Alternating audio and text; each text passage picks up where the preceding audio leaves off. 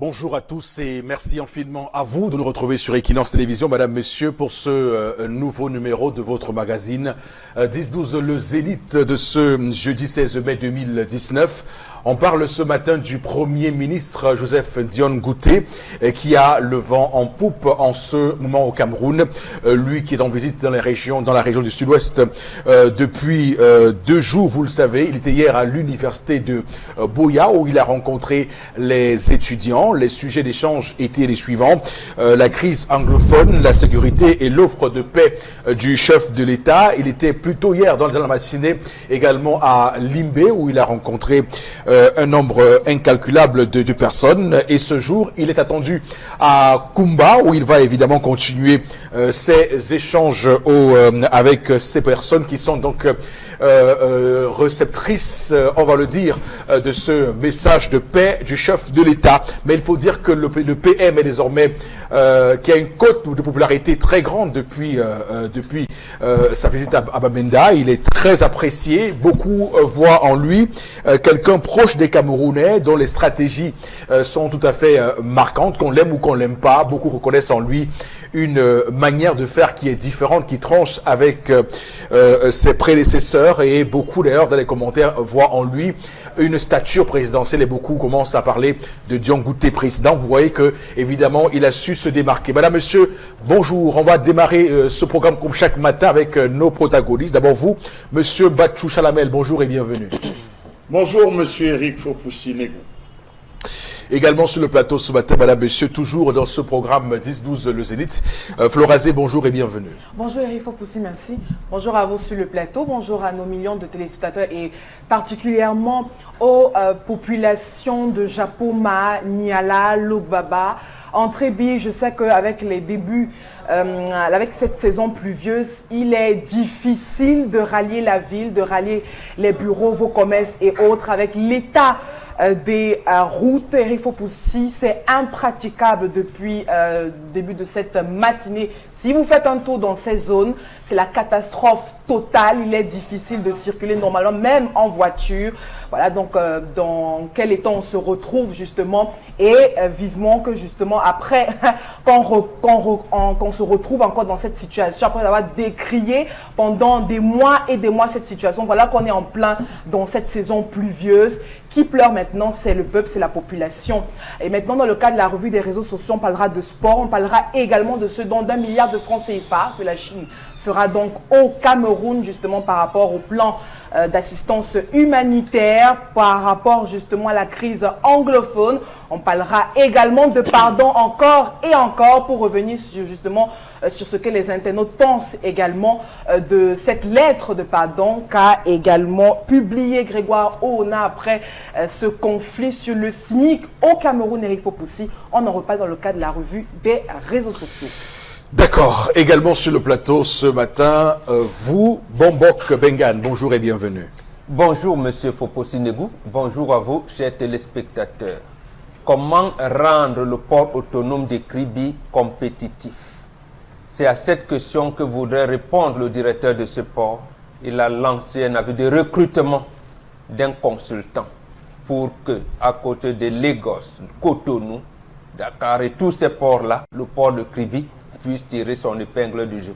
Opération difficile, mais ce n'est pas mauvais de vouloir rendre le port de Kribi compétitif. Déjà, il faudrait penser à la voie ferrée, il faudrait penser à la route qui mène vers le port. Merci, monsieur le directeur, ce n'est pas mauvaise idée. Très bien.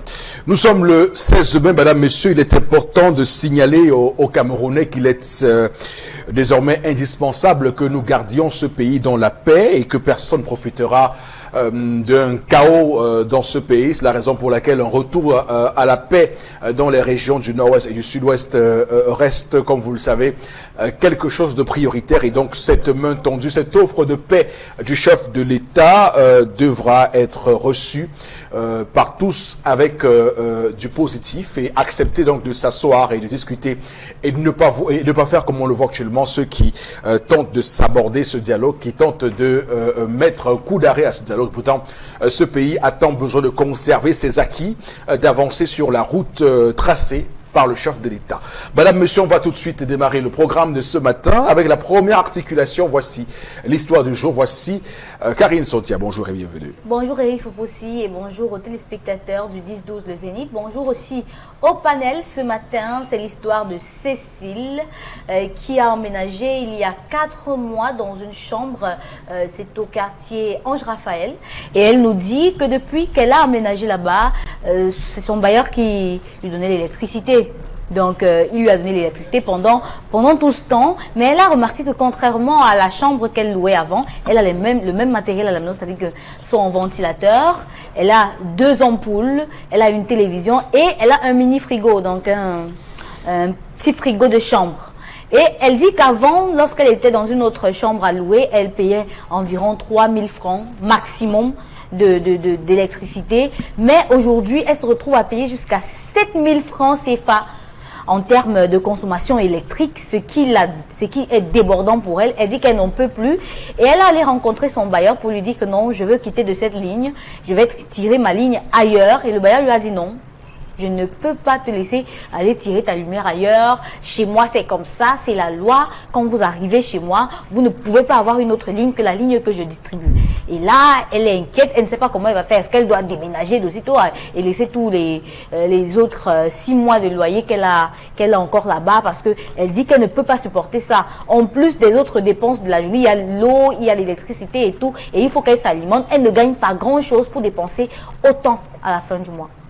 Donc, elle aimerait que vous, à la maison, si vous vivez des situations pareilles ou si vous avez pu traverser cela, vous lui donnez des conseils pour qu'elle puisse aussi s'en sortir dans cette situation et aussi sur ce plateau, comment se comporter dans ce genre de contexte. Ou, si vous voulez simplement, comment faire face à des bailleurs véreux. Parce qu'il faut dire les choses telles qu'elles sont, n'ayons pas peur des mots. Si elle se rend compte qu'il y a eu un changement brusque dans sa consommation, ça veut dire une chose. Et cette chose, c'est que il y a quelqu'un qui bénéficie désormais de ce surplus qu'elle paye 7 000 francs CFA avec ce qu'elle a comme matériel à la maison. On va le dire clairement, ça pose un réel problème. Mais avant de rentrer dans cette question précise qu'elle nous pose ce matin, j'aimerais quand même faire un point par rapport à ces Camerounais qui sont passés maîtres dans l'art de voler le courant. C'est vrai, il y a ceux qui, comme ce matin, comme il est dit ce matin, subissent des vols, mais il y a ceux qui, parfois dans leur maison, payent des forfaits. Il me semble qu'il y a des maisons où vous payez des forfaits, 3 000, 2 000 par mois, et pourtant vous avez un armada électronique chez vous, vous avez des machines à laver, vous avez des moulex et tout ça, mais vous payez un forfait. Je me suis toujours demandé et posé cette question, mais comment des gens normaux peuvent, ou normal si vous voulez, peuvent s'interroger, peuvent réussir à payer aussi peu pour autant d'appareils qu'elles ont chez eux, puisque Jean, au pluriel, c'est le féminin, qu'elles ont chez eux. Mais c'est quand même terrible. Donc il y a des gens qui sont passés mettre dans l'art de voler le courant. D'ailleurs, chaque jour, on s'en plaint, on se plaint de cela, de ces branchements anarchiques, de ces branchements frauduleux, des branchements, et on voit après les conséquences sur les incendies, puisque lorsqu'on place un transformateur dans un quartier, ce transformateur a une puissance qui est supposée gérer un nombre de maisons défini. Mais malheureusement, on voit bien que les gens viennent se piquer, il y a une augmentation de la consommation, et au final, on se rend compte, et au final, on se retrouve avec tout ce qu'on connaît comme panne, comme désagrément. Donc c'est une question qu'il faut prendre à bras le corps, c'est une question très importante qu'il faut éluder ce matin. Ensuite, les abonnements, comment ça se passe? Je vois très bien qu'il y a beaucoup de gens qui sont locataires et qui réussissent à avoir un abonnement. Je ne comprends pas pourquoi ce bailleur s'appuie sur la loi pour dire que si on n'est pas propriétaire, forcément, on n'a pas droit à un abonnement. Je ne comprends pas ça. J'ai le sentiment qu'il y a quelque chose là qui ne marche pas bien. Je commence par Fouboro Bengan. Elle demande ce qu'elle doit faire. Qu'est-ce que vous lui dites? Elle aurait dû poser cette question avant d'entrer.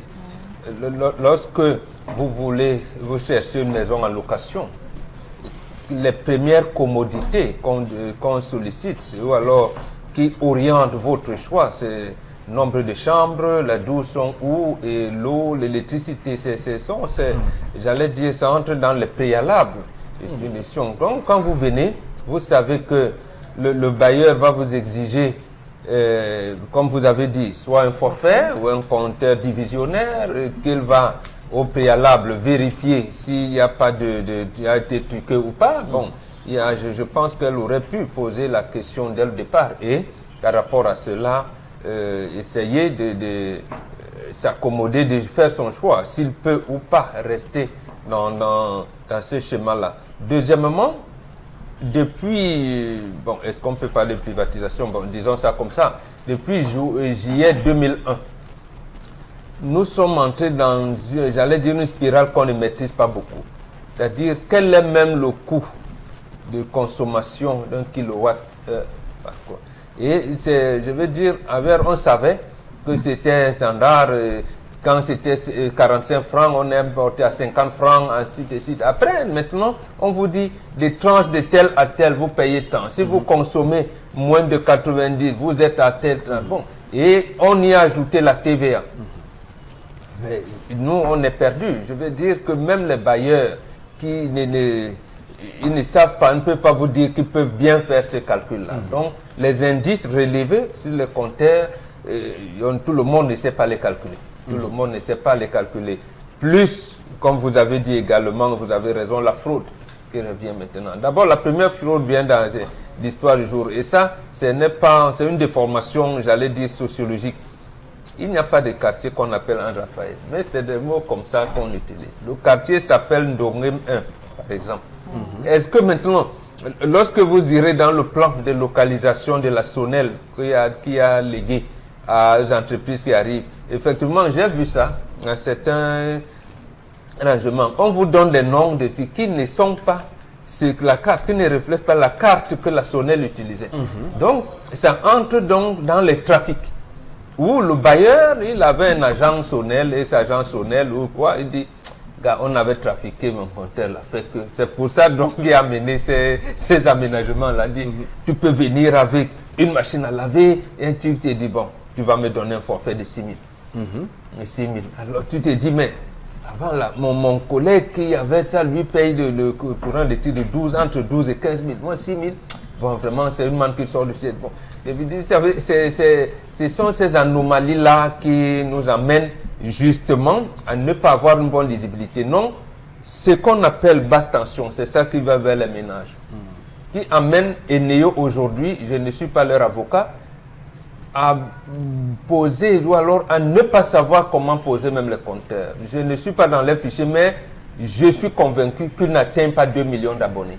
Et c'est très grave dans un pays où on dit que l'électricité parmi les services de base qui doit être accessible. Je ne suis pas sûr que Eneo peut avoir 2 millions d'abonnés. Basse tension, je ne suis pas sûr. Donc, malheureusement, nous vivons dans cette espèce d'embrouillamini total. Oui. C'est toute la société qui est ainsi désorganisée. Fraude par-ci, magouille par-là, ainsi de suite. Bon. Mais il y a le cas où vous entrez dans un local et il y a des conditions qui sont claires pour vous.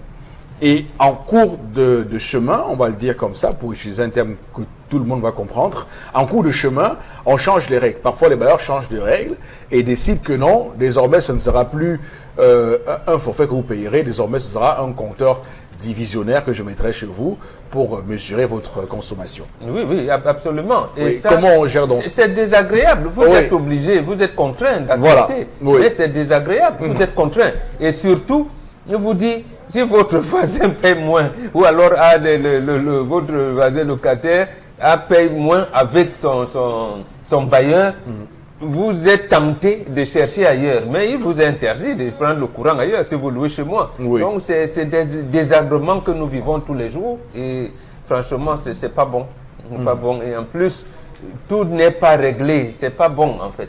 Parce que le bailleur même, est-ce que le bail est enregistré aux impôts? Non. Donc c'est les aménagements qu'il faut nécessairement régler à l'amiable au quartier pour qu'on vive en paix. D'accord. Ok. Oui, Charles, c'est à vous. Elle demande ce qu'elle doit faire. Qu'est-ce que vous lui conseillez à cette dame, à cette femme? Tout simplement qu'elle déménage, monsieur Eric Fopoussi, il n'y a rien d'autre à dire. Est-ce que c'est facile ailleurs? Non, mais qu'elle trouve un terrain d'entente avec le bailleur quitte à ce que pendant qu'elle a, on met la plaque à louer, la personne qui va rentrer lui reverse les restes des mois si le bailleur a utilisé et c'est tout. Mais est-ce qu'il n'est pas possible que quelqu'un se soit branché sur son compteur divisionnaire? Parce que parfois, je lui conseille de faire ça, d'attendre la nuit et de tout fermer chez elle et voir si le compteur, si son compteur divisionnaire tourne. Par exemple, c'est une formule. Monsieur Eric Fopoussi, la seule chose qu'elle devait faire avant d'entrer, c'est vérifier les installations. Vous ne pouvez pas rentrer dans un domicile, vous dites que vous voulez louer, vous rentrez dans un domicile sans prendre la peine de l'évaluer. Il faut évaluer votre domicile. Il faut évaluer, est-ce que les câbles, le courant électrique qui passe sont de bonne qualité? Est-ce que les dominos, vous devez enlever même le plafond pour vérifier? Personne ne fait ça. Si vous devez enlever le plafond. Ça, je le dis parce que c'est ce que je fais. J'enlève le plafond, je vérifie la qualité des câbles, bien sûr. Puisqu'on a vu les gens construisent à la hâte, rapidement, et puis vous mettez n'importe quoi, n'importe quelle gaine, n'importe quel câble, n'importe quel domino, à tout moment, ça peut prendre feu. Ça, c'est important. Ça, il faut le dire. Et c'est la première chose. Allez vérifier les installations, le compteur, il faut vous rendre compte, est-ce que le compteur est de bonne qualité, est-ce qu'il n'est pas de bonne qualité, est-ce qu'il y a eu pont? Parce que vous parlez de la qualité par voie pont, ça veut dire que ça sort du compteur. Lorsque le courant sort du compteur pour être distribué, ça passe par son compteur avant d'aller chez les autres. Vous savez que si ça passe de là, elle devient le pont. C'est-à-dire entre le compteur et les autres, elle devient le pont. Est-ce qu'elle est la dernière qui reçoit? Si c'est elle qui fait le pont, c'est normal qu'elle se retrouve à consommer beaucoup en termes de courant. Donc il faudrait qu'elle annule le pont et que tout ce qui doit être alimenté par les autres à travers le pont, puisqu'il y a des panneaux, on installe des panneaux. Est-ce qu'il y a un panneau? Si elle n'a pas de panneau, on va à partir du compteur, on sort pour aller relayer tous les autres. Ça peut être des appareils. C'est une femme, est-ce qu'elle peut gérer tout ça? Ça peut être qu'elle a des appareils. Là où elle utilisait, là où elle était là où elle est avant, elle utilisait les anciens compteurs. Parce qu'il y a encore des domiciles qui utilisent des anciens compteurs. Les compteurs aujourd'hui qui nous sont proposés, je vous assure, même le chargeur que vous mettez, vous essayez de brancher le chargeur, ça tourne. C'est tellement sensible par rapport aux anciens compteurs mécaniques. Donc, est-ce qu'il y a, ce n'est pas à ce niveau de compteur qui a le jeu? Il faut qu'elle aille voir. Donc, moi, je pense qu'ici, soit ces appareils sont endommagés, son mini-frigo peut être endommagé, elle peut avoir un souci au niveau du moteur ou du compresseur qui fait en sorte que ça tourne à tout moment, si elle est branchée. Donc, tout ça, c'est des paramètres qui jouent, il faudrait qu'elle essaie de voir. Non, mais mais est-ce qu'une femme peut faire ça toute seule? Elle a fait comment pour entrer? Elle a fait comment pour entrer? Je ne sais pas, mais vous me posez la question, moi je ne sais pas. Parce que vous dites qu'elle a des... Parce que vous dites qu'elle va... Elle va aller sur le plafond, elle va enlever le plafond pour tout vérifier. Lorsque vous décidez d'entrer dans une maison, vous ne connaissez pas qui a occupé la maison avant vous. Vous ne connaissez pas l'esprit qui a été laissé dans cette maison avant vous. L'esprit, c'était un esprit belliqueux. Il y a des gens qui, lorsqu'ils entrent dans les maisons en location, ils enterrent des choses. Ils cachent des choses dans les plafonds. Il faut vérifier ces ensembles. Mais quand ils vont avec ça ou pas? D'autres oublient. D'autres oublient dans la maison. Vous arrivez, vous êtes perturbé toute la nuit jusqu'à ce que vous réussissiez à détecter qu'on avait mis quelque chose en termes de ce qui lui servait de protection. Soit c'était ces chiens mystiques, vous ne pouvez pas le savoir. Il faudrait que vous enlevez tout cela. Donc il faut inspecter la maison de fond en comble avant d'entrer. On n'entre pas dans une maison qui est occupée par quelqu'un comme ça, monsieur Fopoussi. On l'inspecte, on inspecte tout. Et vous savez que le quotidien, ce n'est pas la location. Les frais de location que vous allez payer, mais c'est la consommation. L'eau, je paye où je m'approvisionne en eau où. Il est même prévu de ne jamais s'éloigner, de ne jamais habiter loin de 4 choses fondamentales. L'école, l'église, le marché, les hôpitaux. Donc voilà autant de choses qu'il faut. Non, c'est ça, c'est ce qui est demandé à toute personne. Donc je m'abreuve en eau où? Je me ravitaille en eau où? Chez qui? Comment? Est-ce que l'eau coule? Si l'eau coule, je paye combien? Mon bac a parlé de taux forfaitaire. Voilà. Oui, bon, écoutez, quand même, cher ami, ce que vous dites là, je pense que beaucoup de gens ne font pas ça et qui vont désormais, être attentifs. Ils vont désormais être attentifs. Avant d'entrer dans une maison, je regarde les installations. Je vous assure, je regarde d'abord les installations. Si les installations ne conviennent pas, je n'entre pas dans la maison. Mais parce qu'on voit des gens qui se plaignent de plus en plus de ceux qui n'ont pas beaucoup d'appareils et pourtant consomment beaucoup. Y a-t-il des techniques? Parce qu'on voit également d'autres qui ont des appareils qui a priori sont des consommateurs d'énergie, mais qui ne paient pas grand-chose. Monsieur Eric Fopoussi, tous ceux qui vont se ravitailler à la brocante achètent des appareils énergivores. tous ceux qui vont se ravitailler à la brocante. Oui. Je dis à la brocante. L'Europe s'est vidée de tous les appareils énergivores. Actuellement, on consomme moins en Europe. Les congélateurs, les frigos, ça consomme moins en Europe. On a tout fait, l'Europe a tout fait pour éviter de consommer. Ils se sont rendus compte qu'ils consommaient beaucoup en termes d'énergie. Ils ont voulu réduire et ils ont commencé à fabriquer des appareils vraiment qui ne consomment rien. Mais tout ce qui va vous arriver à la brocante, faites jouer un jeu. Et c'est un jeu auquel j'invite encore les gens à jouer. Vous allez, lorsque vous prenez vos appareils, vous regardez derrière le téléviseur, vous prenez l'ampérage. Vous prenez au niveau de l'ampérage, téléviseur, votre ampérage, radio, l'ampérage, amplificateur, si vous avez l'ampérage, frigongélateur, vous regardez l'ampérage, vous calculez l'ampérage, à partir de l'ampérage, vous pouvez savoir ce que vous consommez comme courant. Si vous avez le fer, vous prenez l'ampérage de votre fer, vous calculez tout ça, ça va vous donner ce que vous consommez, monsieur le Faux. Donc voilà, il faut être aussi futé dans le choix des appareils que nous choisissons, que nous préférons mettre chez nous, que nous mettons chez nous, pardon. Chalabé, ça c'est vrai aussi, parce que parfois on se plaint des bailleurs véreux et pourtant c'est nous-mêmes qui sommes à l'origine, que parfois vous êtes arrivé dans sa maison, il vous a laissé, voilà, consommer. Regardez la vitesse avec laquelle il a pris sur lui des tubes cathodiques au placement, du placement au LED. Maintenant, on a au LED. Le LED, si vous avez un écran LED chez vous, ça consomme moins que l'écran plasma ou que le tube cathodique. Mais il faut calculer tout ça, savoir ce que vous mettez chez vous. Voilà. Alors, Florazé, qu'est-ce que vous dites, vous? Non, je crois que dans l'histoire de ce matin, il n'y a pas un véritable problème. Parce que l'histoire dit qu'au départ, quand la dame était là, elle consommait normalement. Il y a quelque temps, elle a constaté que sa consommation était en hausse. Donc, je vous dis que dans nos cités, le bailleur ne peut pas détecter si son locataire est véreux ou pas. Souvent, vous les hébergez, vous allez voir un locataire piqué sur le compteur de son voisin. Nous vivons ça tous les jours. Et comme vous l'avez dit, c'est la nuit.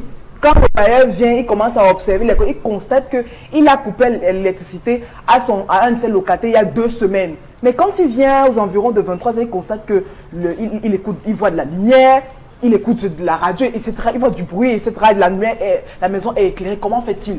Quand on commence à mener les enquêtes, on constate que ce dernier, à une certaine heure, quand tout le monde est endormi, il pique et justement, il s'abreuve chez la voisine. Oh, mais là, il s'agit il s'agit éventuellement d'un bailleur véreux, pas de locataire véreux. Non, elle paye normalement. Oui, non, ce que je veux dire, c'est que c'est au niveau des locataires, justement. Donc, il faut, à un moment donné, que le bailleur fasse une enquête. Parce que lui-même, il ne comprend pas comment ma locataire qui, au départ, s'entendait bien, qui consommait normalement, et du jour au lendemain, elle quitte de 3 000 francs à 7 000, 8 000, 10 000 francs. Vous voulez dire que il y a un locataire là qui s'est branché sur... Oui, je vous assure. Parce qu'il faut, il faut bien se poser les questions.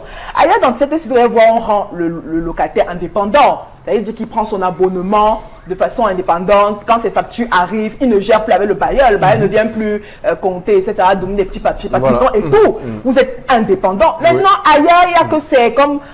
On vit dans comme on dit, la dérive, on se bat, et il y a que justement certains locataires jouent, parce que le bailleur... Bon, moi j'ai compris pourquoi les bailleurs insistent tant à vouloir absolument que les locataires s'approvisionnent chez eux. Ont-ils gagne-t-il quelque chose là derrière? Parce que pourquoi autant insister? Le prix du kilowatt. Peut-être. Oui, ça veut dire qu'ils vendent le kilowatt à 200 francs. Par exemple.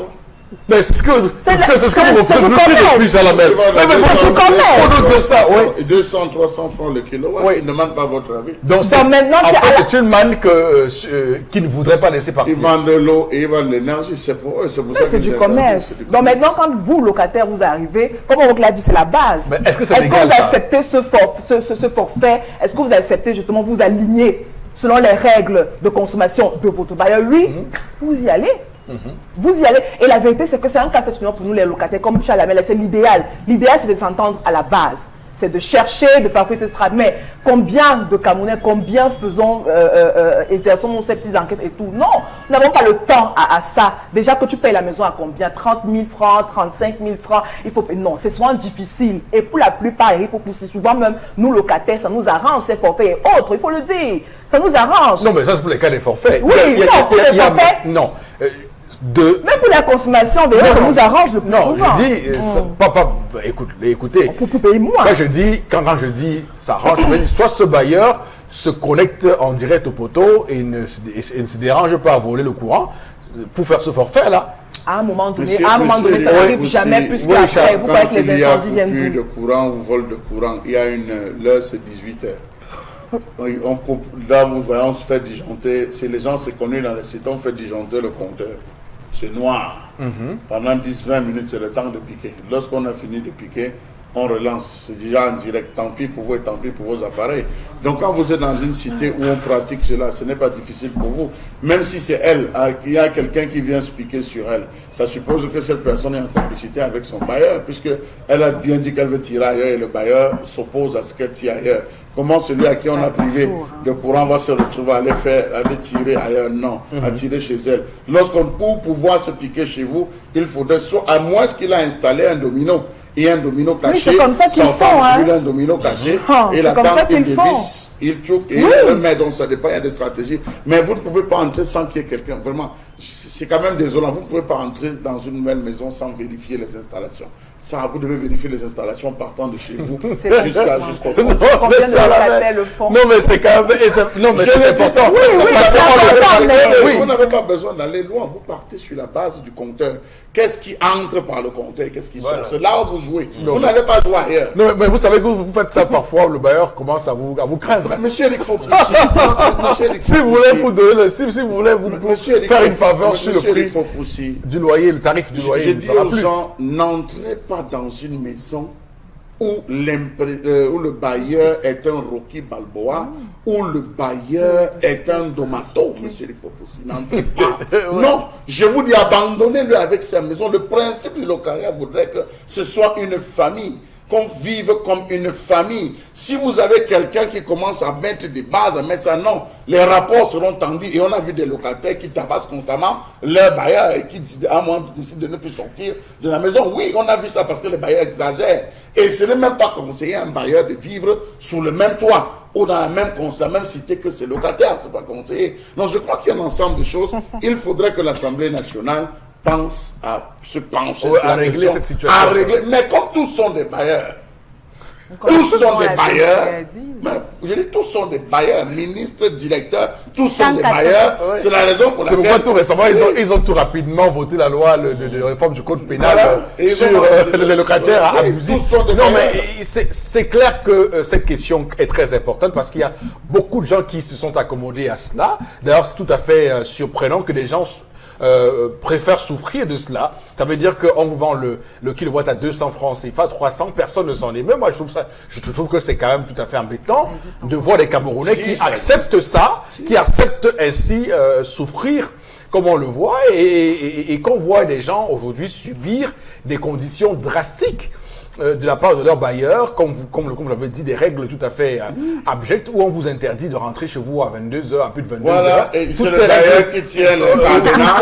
C'est quand même pas rentrer, il ferme le cadenas, tant pis, vous dormez dehors, à l'extérieur, mais c'est quand même terrible. Moi, je connais des gens qui ont pris des maisons, ils ont fait 10 ans, 20 ans, ils sont sortis de cette maison pour entrer dans leur. Et le jour qu'ils sont venus dire à leur bailleur, vraiment, écoute, je suis en train d'entrer le terrain, je veux bientôt entrer, le bailleur lui dit, bon, tu as 1 an, tu ne payes pas parce que tu vas chez toi. C'est le sens de la famille quand c'est établi. D'autres ont fait ça comme un fonds de commerce où ils agressent. Parfois, c'est en milieu de mois, donne-moi 10 000, donne-moi 20 000, tu vas couper. Donc, vous voyez les rapports.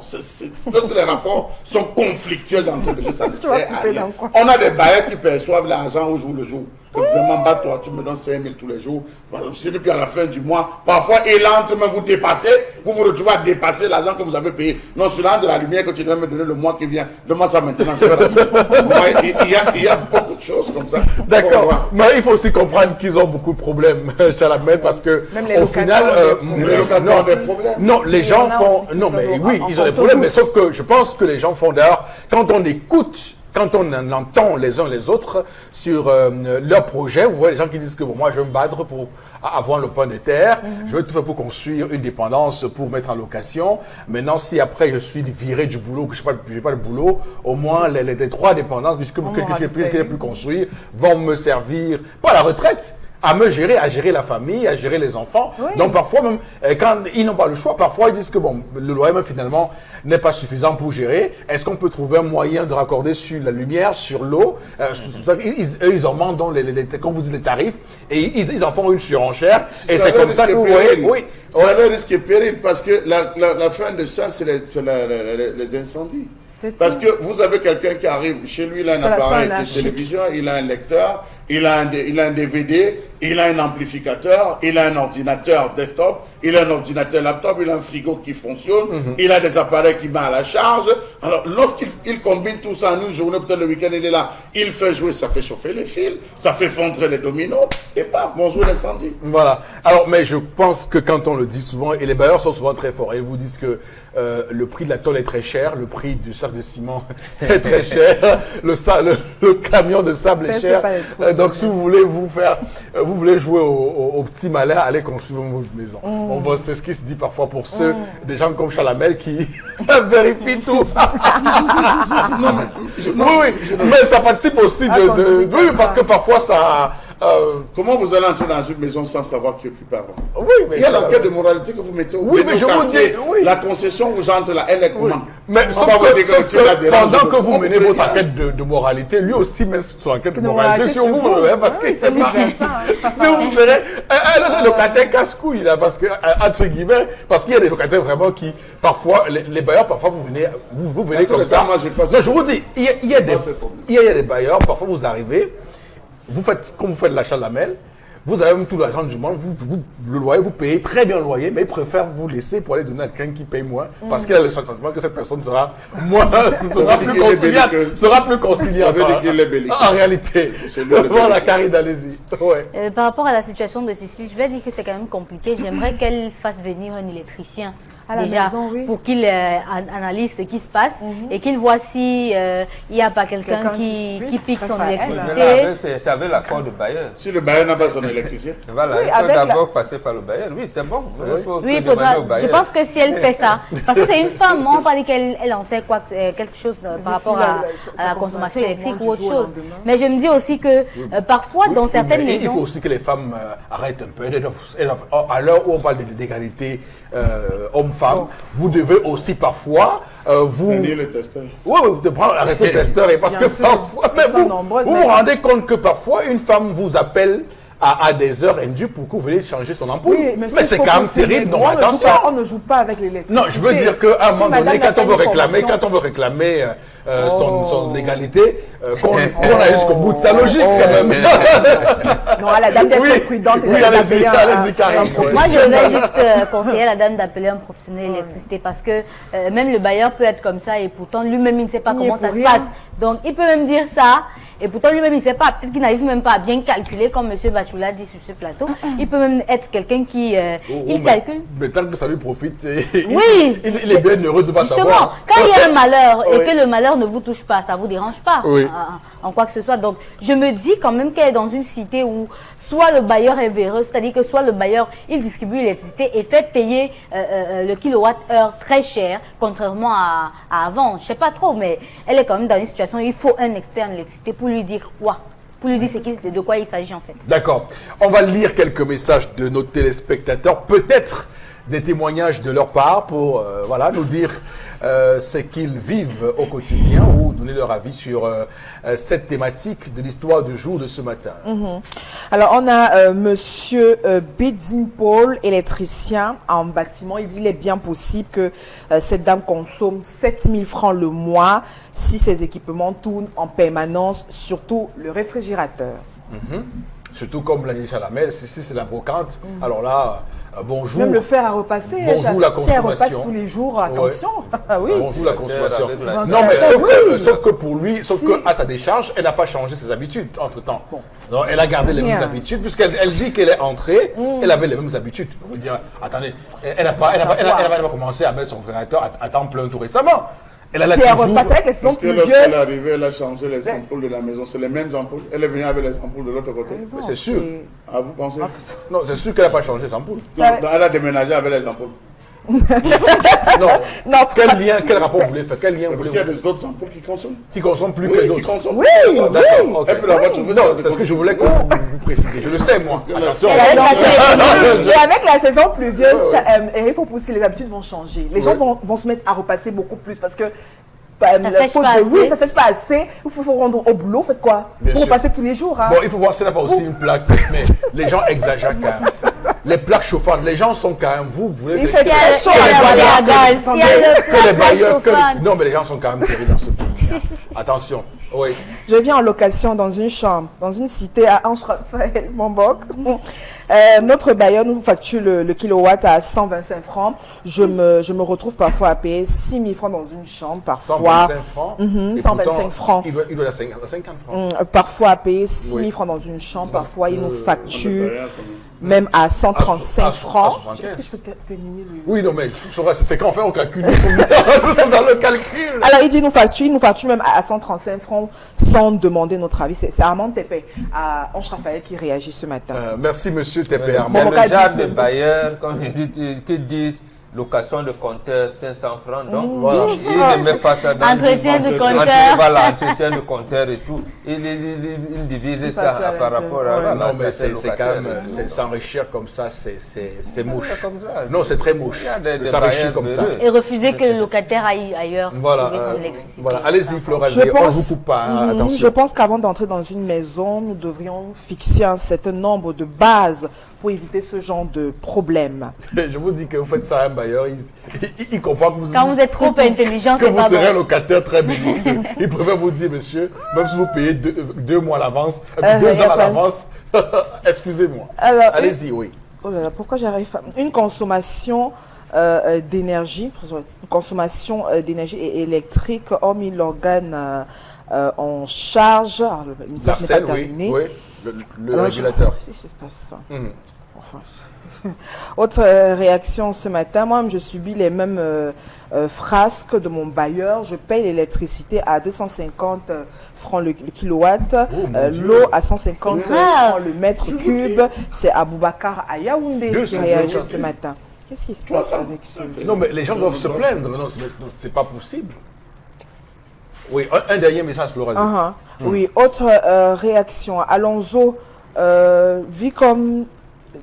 Alors, mon ami, voilà, j'ai pris une maison et 5 mois après, les agents ont constaté que le compteur était touché et ils ont enlevé le panneau. Donc, il fallait tout simplement recommencer pour avoir de l'électricité chez moi.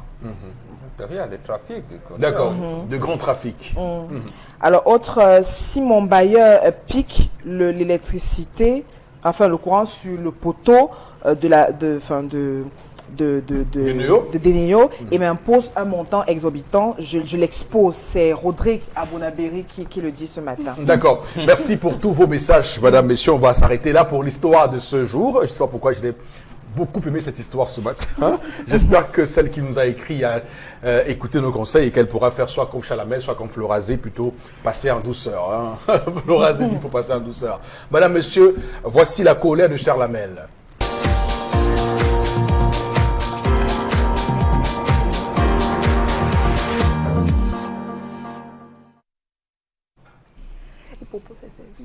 Je m'interroge ce jour sur la question des emballages plastiques au Cameroun. Emballages biodégradables et emballages non biodégradables.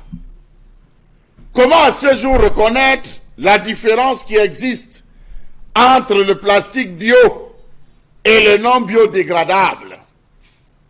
5 ans après, où en sommes-nous?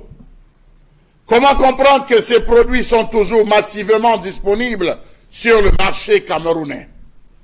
Les emballages non biodégradables sont bel et bien commercialisés et utilisés par les usagers d'une boutique à l'autre.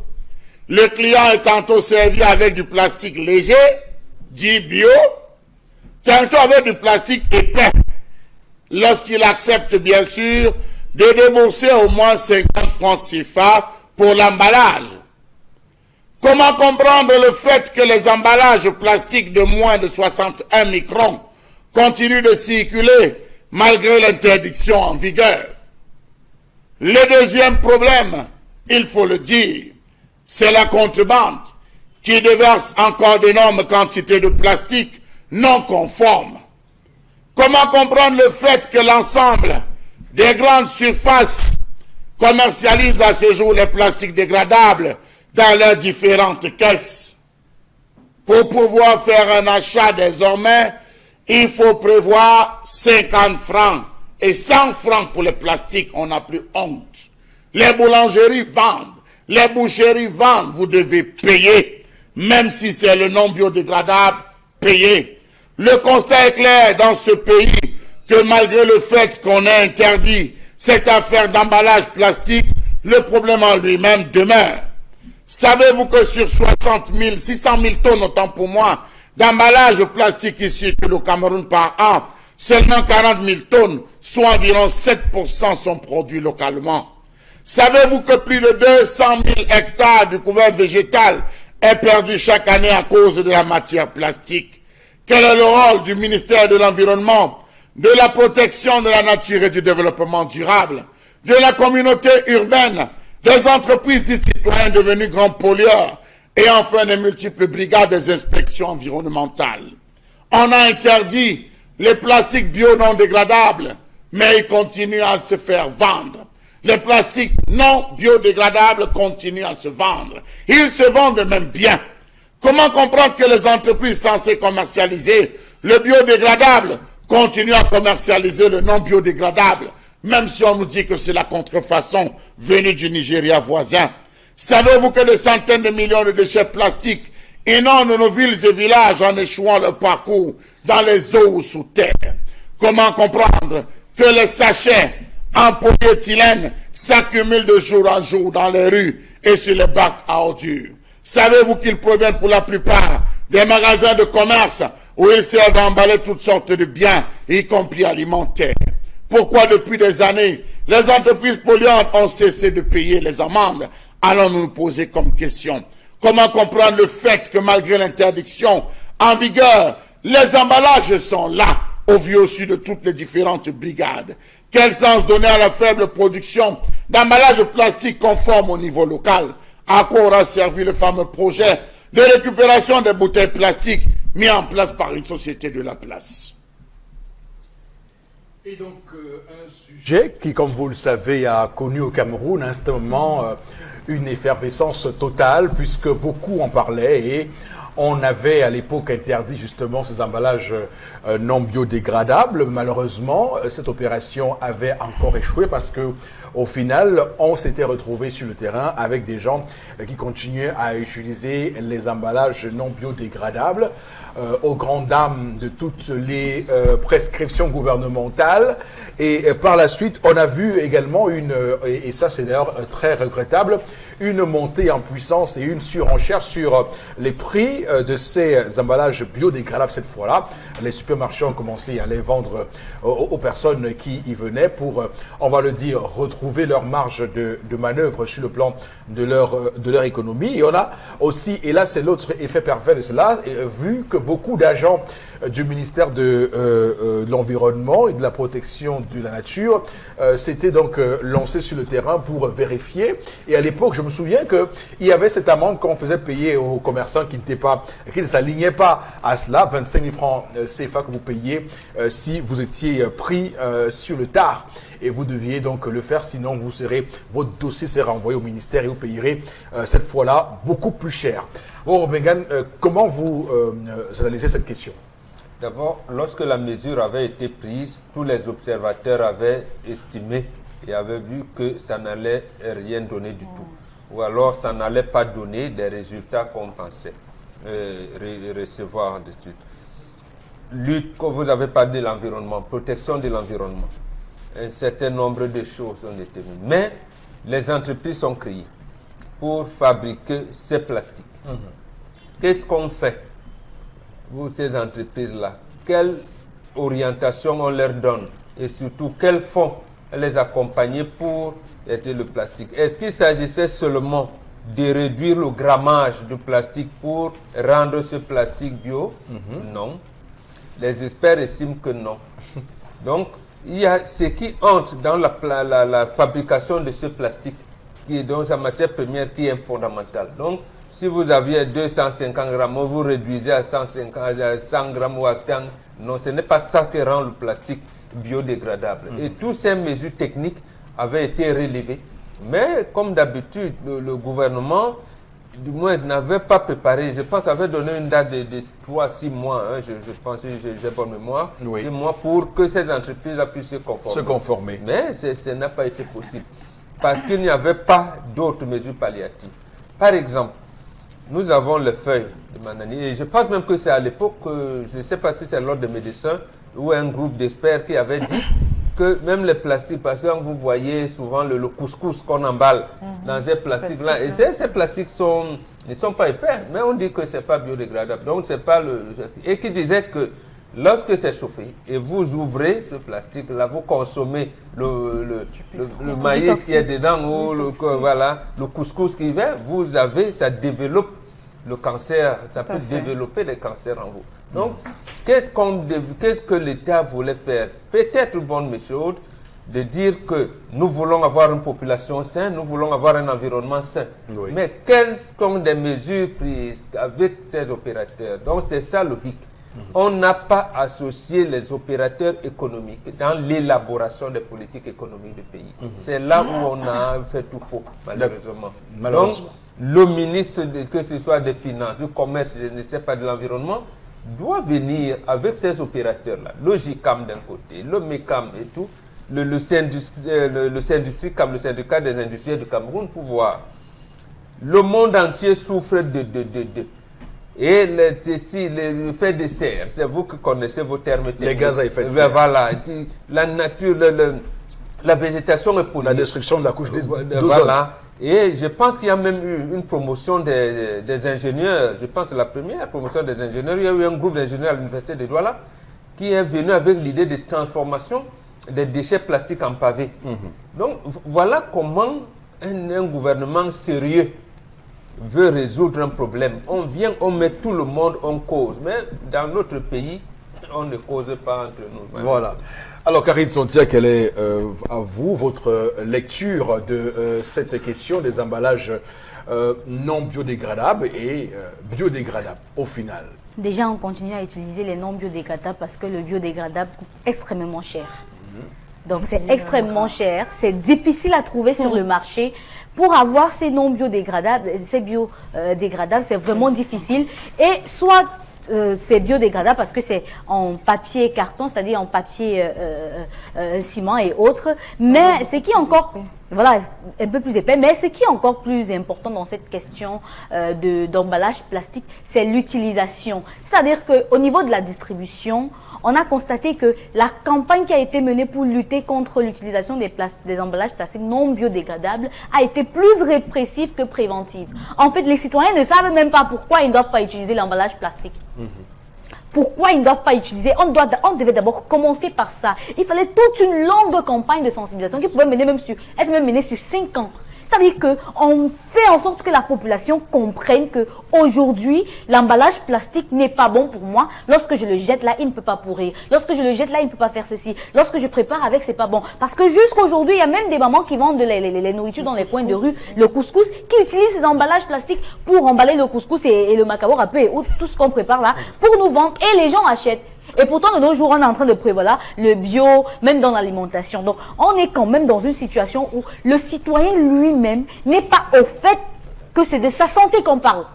En fait, il ne sait pas que c'est de sa santé qu'on parle. Lorsque vous regardez souvent les emballages, les sacs poubelles des gens, vous allez voir que 50% du matériel qui s'y trouve, ou même 80%, c'est l'emballage plastique. C'est-à-dire qu'on prend un sac qu'on allait au marché avec. Et emballage plastique non biodégradable. Non biodégradable. Il y a le bio, hein. Voilà, non biodégradable. Et les citoyens ne savent même pas ce que c'est. D'abord, que le biodégradable et le non biodégradable. Il faut d'abord commencer par là. C'est une technique, donc on va pas mettre de grammage. Non, et c'est tellement... Et c'est trop technique. Écoutez, quand vous avez entendu M. Mbachou parler de micron, s'il vous plaît. excusez-nous, on n'a pas tous fait la même école. On ne connaît pas ce que c'est qu'un micron. Moi, on parle des grammages. Il faut encore toute une lecture, une stratégie pour comprendre. Et pourtant, déjà, même les entreprises qui distribuent ou qui produisent cela ne nous proposent pas mieux. Un citoyen qui, par exemple, entre dans une boutique et qui est servi avec un emballage en carton, forme carton et même matière carton, papier et tout, c'est comme un luxe pour lui, c'est comme un sac à main en fait. Il ne sait pas qu'il peut acheter tout avec. Il ne sait pas que même pour le pain, il peut utiliser. Même pour lui, c'est comme un luxe, c'est comme un sac à main qui se balade dans la rue avec. Et pourtant, c'est ça l'emballage qu'il faut utiliser. Donc, le citoyen lui-même ne connaît même pas ce que c'est. D'accord. Oui, Florazé. Oui. Et il faut aussi... En 2014, combien de fois je me suis retrouvée à la boulangerie à arrêter mon pain sur moi et mes beignets justement parce qu'il n'y avait pas... ces emballages étaient rares, ils se faisaient rares et justement étaient commercialisés. Mais à la poissonnerie, on va avec... On emballe dans les cartons de poisson, là. Et quand il n'y a pas, quand il n'y en a pas, tu jettes dans le sac comme ça. Et même quand vous êtes devant la caissière, il faut débourser. Si tu as prévu, par exemple, 1000 francs et il faut pousser pour ton pain, tu te retrouves justement à extraire 200 francs encore pour acheter le sachet et emballer ton pain et repartir. Et pourtant, toi, j'avais fait tes calculs et autres. Non. Comme Bobo Claude, on n'a pas associé. Aujourd'hui, moi, j'ai rencontré des personnes qui réussissent déjà à vous faire des sortes de mèches et tout avec les plastiques. Du plastique et même des feuilles de bananier. Les feuilles de bananier, il faut pousser. Les pots, en fait. Mais intégrons les gens. Nous avons des personnes qui font du bio, qui sont capables justement de nous fournir. Parce que la vérité, c'est que quand la note est sortie, comme il n'y a pas eu de sensibilisation, il faut pousser, c'était de l'anarchie totale. Il n'y avait même pas le point de repère. Et même qu'il y a eu du flou dans cette histoire. Vous allez dans une boutique, on avait estampillé, on vous dit sachet bio. Tu as dit que tu as même la peine à... Tu regardes, tu dis mais c'est quelle entreprise et tout. On vous dit c'est du bio. Et justement, et pourtant, ce n'était pas du sachet bio dégradable. Donc il y a eu du flou parce que justement, on n'a pas préparé. On ne prépare pas les citoyens. Justement dans nos différents programmes. Et pourtant, c'était une très bonne initiative. Aujourd'hui, les femmes ne savent pas qu'en cuisinant, par exemple, le couscous de maïs avec le sachet qu'on connaît très bien là, c'est du pétrole. Une fois que ça chauffe, imaginez-vous que vous êtes en train de consommer du pétrole tous les jours de votre vie dans votre organisme. Est-ce que ça fait à la longue? Donc là, c'était une très belle initiative. Mais on a associé qui dans cette initiative? That is education. Donc maintenant, aujourd'hui, on se retrouve où on n'a pas... C'est-à-dire que voilà une belle initiative qui est allée dans la boue.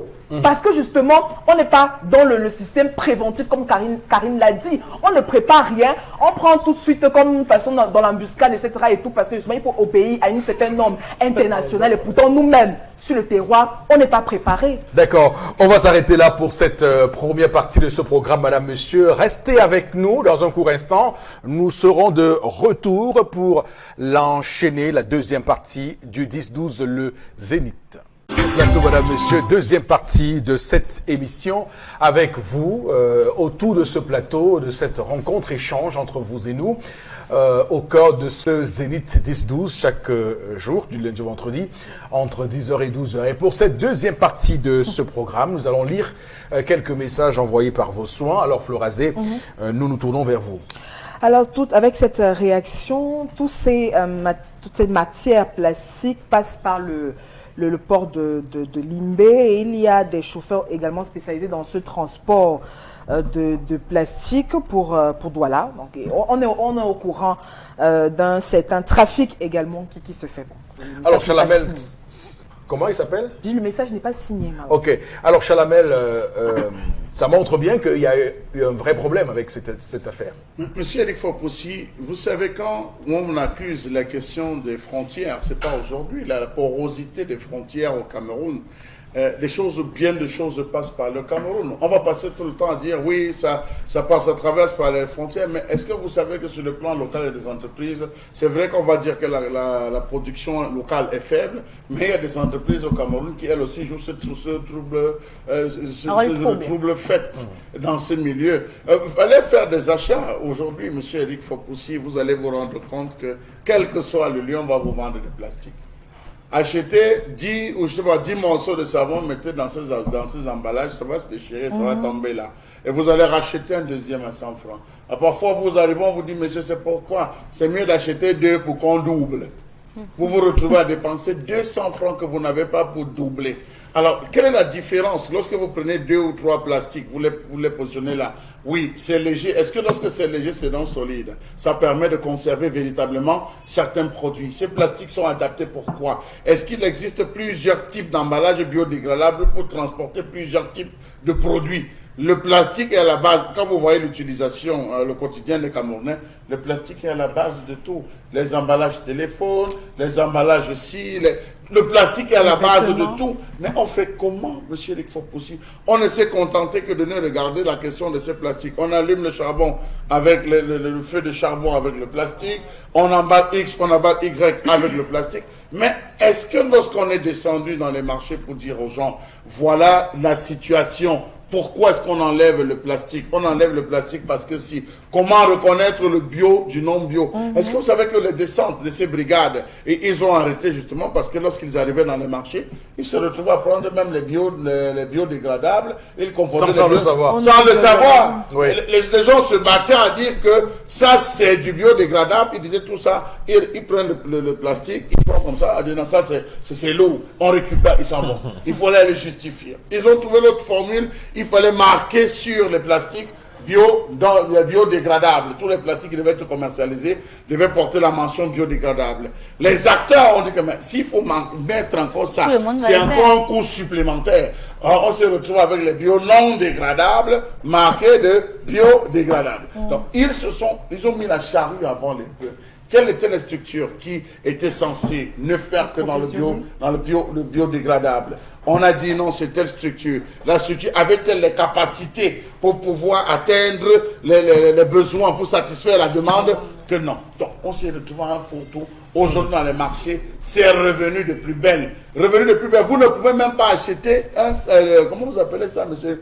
3 boîtes de riz. On va vous demander d'acheter le plastique à 25 francs ou 50 francs. Les petits plastiques blancs. On va vous obliger à payer. On va vous obliger à payer le noir. Achetez dans le noir et transportez votre produit à la maison. Laissez-moi s'effriter. Parfois, vous cherchez les petites anses pour pouvoir tenir. Ça lâche. Donc, je dis, le ministère, c'était le ministre Pierre Hélé qui avait introduit cela en 2014. Je crois que c'était la plus grosse erreur. C'était un projet que tout le monde avait apprécié, bien évidemment, mais c'était un projet voué, morné dès les premiers jours, parce qu'on n'a pas su faire la différence. Et conséquence, c'est le client qui doit débourser un peu plus pour pouvoir se satisfaire. Alors qu'on devait arrêter en disant, je termine par là, on devait arrêter en disant, celui qui fait un achat de plus de 1000 francs, de plus de 2000 francs d'office, il a le plastique. 100 francs, 200 francs, 200 francs, vous pouvez vous acheter un plastique. Alors, le mois est à Issab. À l'époque, justement, j'étais chargé de la gestion d'un pressing à Yaoundé. Et il était question pour nous de nous approvisionner en emballage biodégradable pour emballer. Vous savez, lorsqu'on est au pressing, on emballe les vestes et les vêtements avec du plastique. Et donc, chaque fois, ces missions de brigade venaient dans nos différentes agences pour saisir les plastiques justement non biodégradables. Et il fallait donc qu'on fasse la mue, un changement. Il s'est posé un problème, c'est que lors du ravitaillement, pour aller chercher justement ces plastiques biodégradables, c'était tout un problème parce que le fournisseur vous disait que l'usine dit que la matière première est rare. Ça veut dire qu'on a décidé au Cameroun de mettre en place une certaine norme sans s'arranger à ce que la matière première pour fabriquer ces plastiques biodégradables soient disponibles. C'est justement pour enchérir ce que vous avez dit. Donc ça a été une bonne mesure, mais mal pensée pour pouvoir justement régler les problèmes des Camerounais, surtout que ça coûtait plus cher que le plastique non biodégradable. Donc toutes ces questions-là ont dû froisser un tout petit peu les opérateurs économiques qui ont trouvé la parade de faire payer ça, de faire payer le surplus aux consommateurs naturellement. Donc voilà, jusqu'aujourd'hui. Alors on va, Florazé, continuer à lire les messages. Ouais. Yaya nous écrit depuis Libreville, il dit il ne faut pas rendre la vie chère aux Camerounais. Voyez également le cas des bouteilles plastiques qui bouchent les rigoles, nous dit-il. Autre réaction ce matin, bon ou pas, le plastique est bon ou pas pour la santé, c'est un ça qui s'interroge. Autre réaction. On a dit que c'est pas bon. Vous avez des mamans, par exemple, l'huile vient finir, l'huile qui utilise l'huile rouge, la meilleure huile, je tiens à le préciser. Elles vont prendre la bouteille d'huile pour chauffer l'huile, pour que ça... Qu'elle sache que ça prend des cellules cancérigènes, qu'elle reste dans les marmites. Et lorsque c'est fini. La catastrophe. Bonjour la catastrophe. Voilà, désormais on voit très bien que les gens ont des cancers, voilà. Utilisez les feuilles de bananier, quel que soit le lieu où vous trouvez les feuilles de plantain, quel que soit le lieu. On dit que c'est cher. Il y a d'autres feuilles là. Quel est cet Africain, ce bantou qui peut vivre sans un bananier à côté? Le bananier fait partie. On reste tout déjà. On reste tout, mes chers amis. Je vous le dis, monsieur Eric Fopoussi. Il y a des gens qui vivent à les immeubles, qui vivent au 10e étage. Un locataire n'a pas besoin de bananier, monsieur Batou. C'est avec vous que je discutais de cette agriculture aérienne. Et il y a ces possibilités de le faire. Welcome to Tokyo. Oui, voilà. Je dis, il faut avoir, lorsque vous vous déplacez pour aller au village, ma maman, lorsqu'elle se déplaçait, elle achetait, elle emballait. Il y a des techniques de conservation. Il y a des techniques de conservation. Vous rentrez, vous faites chauffer, vous enroulez. Il y a des techniques de conservation. C'est fait de bananier. Donc, je dis, il faut revenir à l'essence. On s'est trop égaré. Il faut revenir à l'essence. Il y a même d'autres feuilles qui sont plus solides encore. D'accord, très bien. Florence, et continuons. Oui. Mais je pense que dans les plastiques, il y a les plastiques qui sont réglementés. Donc, ne pensez pas qu'il n'y a pas que les plastiques non biodégradables. Non, mais il faut justement faire en sorte que ces plastiques-là soient vendus. Il y a des plastiques qui sont réglementaires, il faut les utiliser. Oui. Sanda réagit depuis Ngaoundéré. Elle nous dit c'est juste une politique de remplissage de poches. Parce que l'État n'a pas proposé une solution concrète à ce problème. En plus, certains hauts responsables également font dans la vente de ces emballages non biodégradables, nous dit-elle. Autre réaction. L'entreprise distributive d'énergie doit prendre également ses responsabilités. Lorsqu'un locataire s'abonne en direct et laisse les factures impayées à son départ, il n'est pas poursuivi. Par contre, c'est le bailleur qui doit payer afin que le nouveau locataire puisse s'abonner. Je pense qu'il devrait plutôt revoir cette politique. Vous louez à Bonamou Sadi. Vous voulez quitter Bonamou Sadi pour aller. On peut vous donner la possibilité de transporter votre compteur à quoi? Et là-bas, à leur niveau, ils réussissent à muter. Donc, on change plus facilement. Mais lorsque vous avez loué, vous êtes abonné à Bonamou Sadi, vous quittez de là pour venir, on vous demande d'abandonner. Vous laissez pour revenir à quoi? C'est ça qui nous dérange un peu. Je dois également m'adresser à cette femme qui nous a écrit ce matin. C'est qu'elle doit faire. Elle doit prendre son courage elle doit prendre son courage en main. Comme l'a dit Charles Hamel, il faut savoir dans la vie, vous affirmer dans vos convictions. Allez demander à votre bailleur de prendre un panneau supplémentaire et de vous donner une photocopie de votre contrat de bail et une photocopie, mais il faut une photocopie de son abonnement pour que vous alliez justement avoir un abonnement, vous aussi, à Eneo. C'est simple et c'est pratique. Les gens doivent cesser de se laisser marcher dessus. Il y a des panneaux supplémentaires qui sont prévus. Eneo vous permet de faire cela. Donc, vous pouvez aller donc avoir le contrat de bail et plus la photocopie de l'abonnement de votre bailleur pour avoir votre panneau supplémentaire chez vous et vous n'aurez plus jamais d'ennui de kilowattheure vendu à 300, vous avez dit quoi, 500 francs CFA. C'est une arnaque pas possible. 300, on ne peut pas continuer comme ça. Oui, j'ai tout dit, je crois. Oui, d'accord. Monsieur, il faut aussi, sauf que quel est le bailleur qui établit les contrats de bail? Non, mais qui sont ces bailleurs qui entrent dans des maisons sans contrat de bail? Non, mais écoutez, vous le locataire aussi.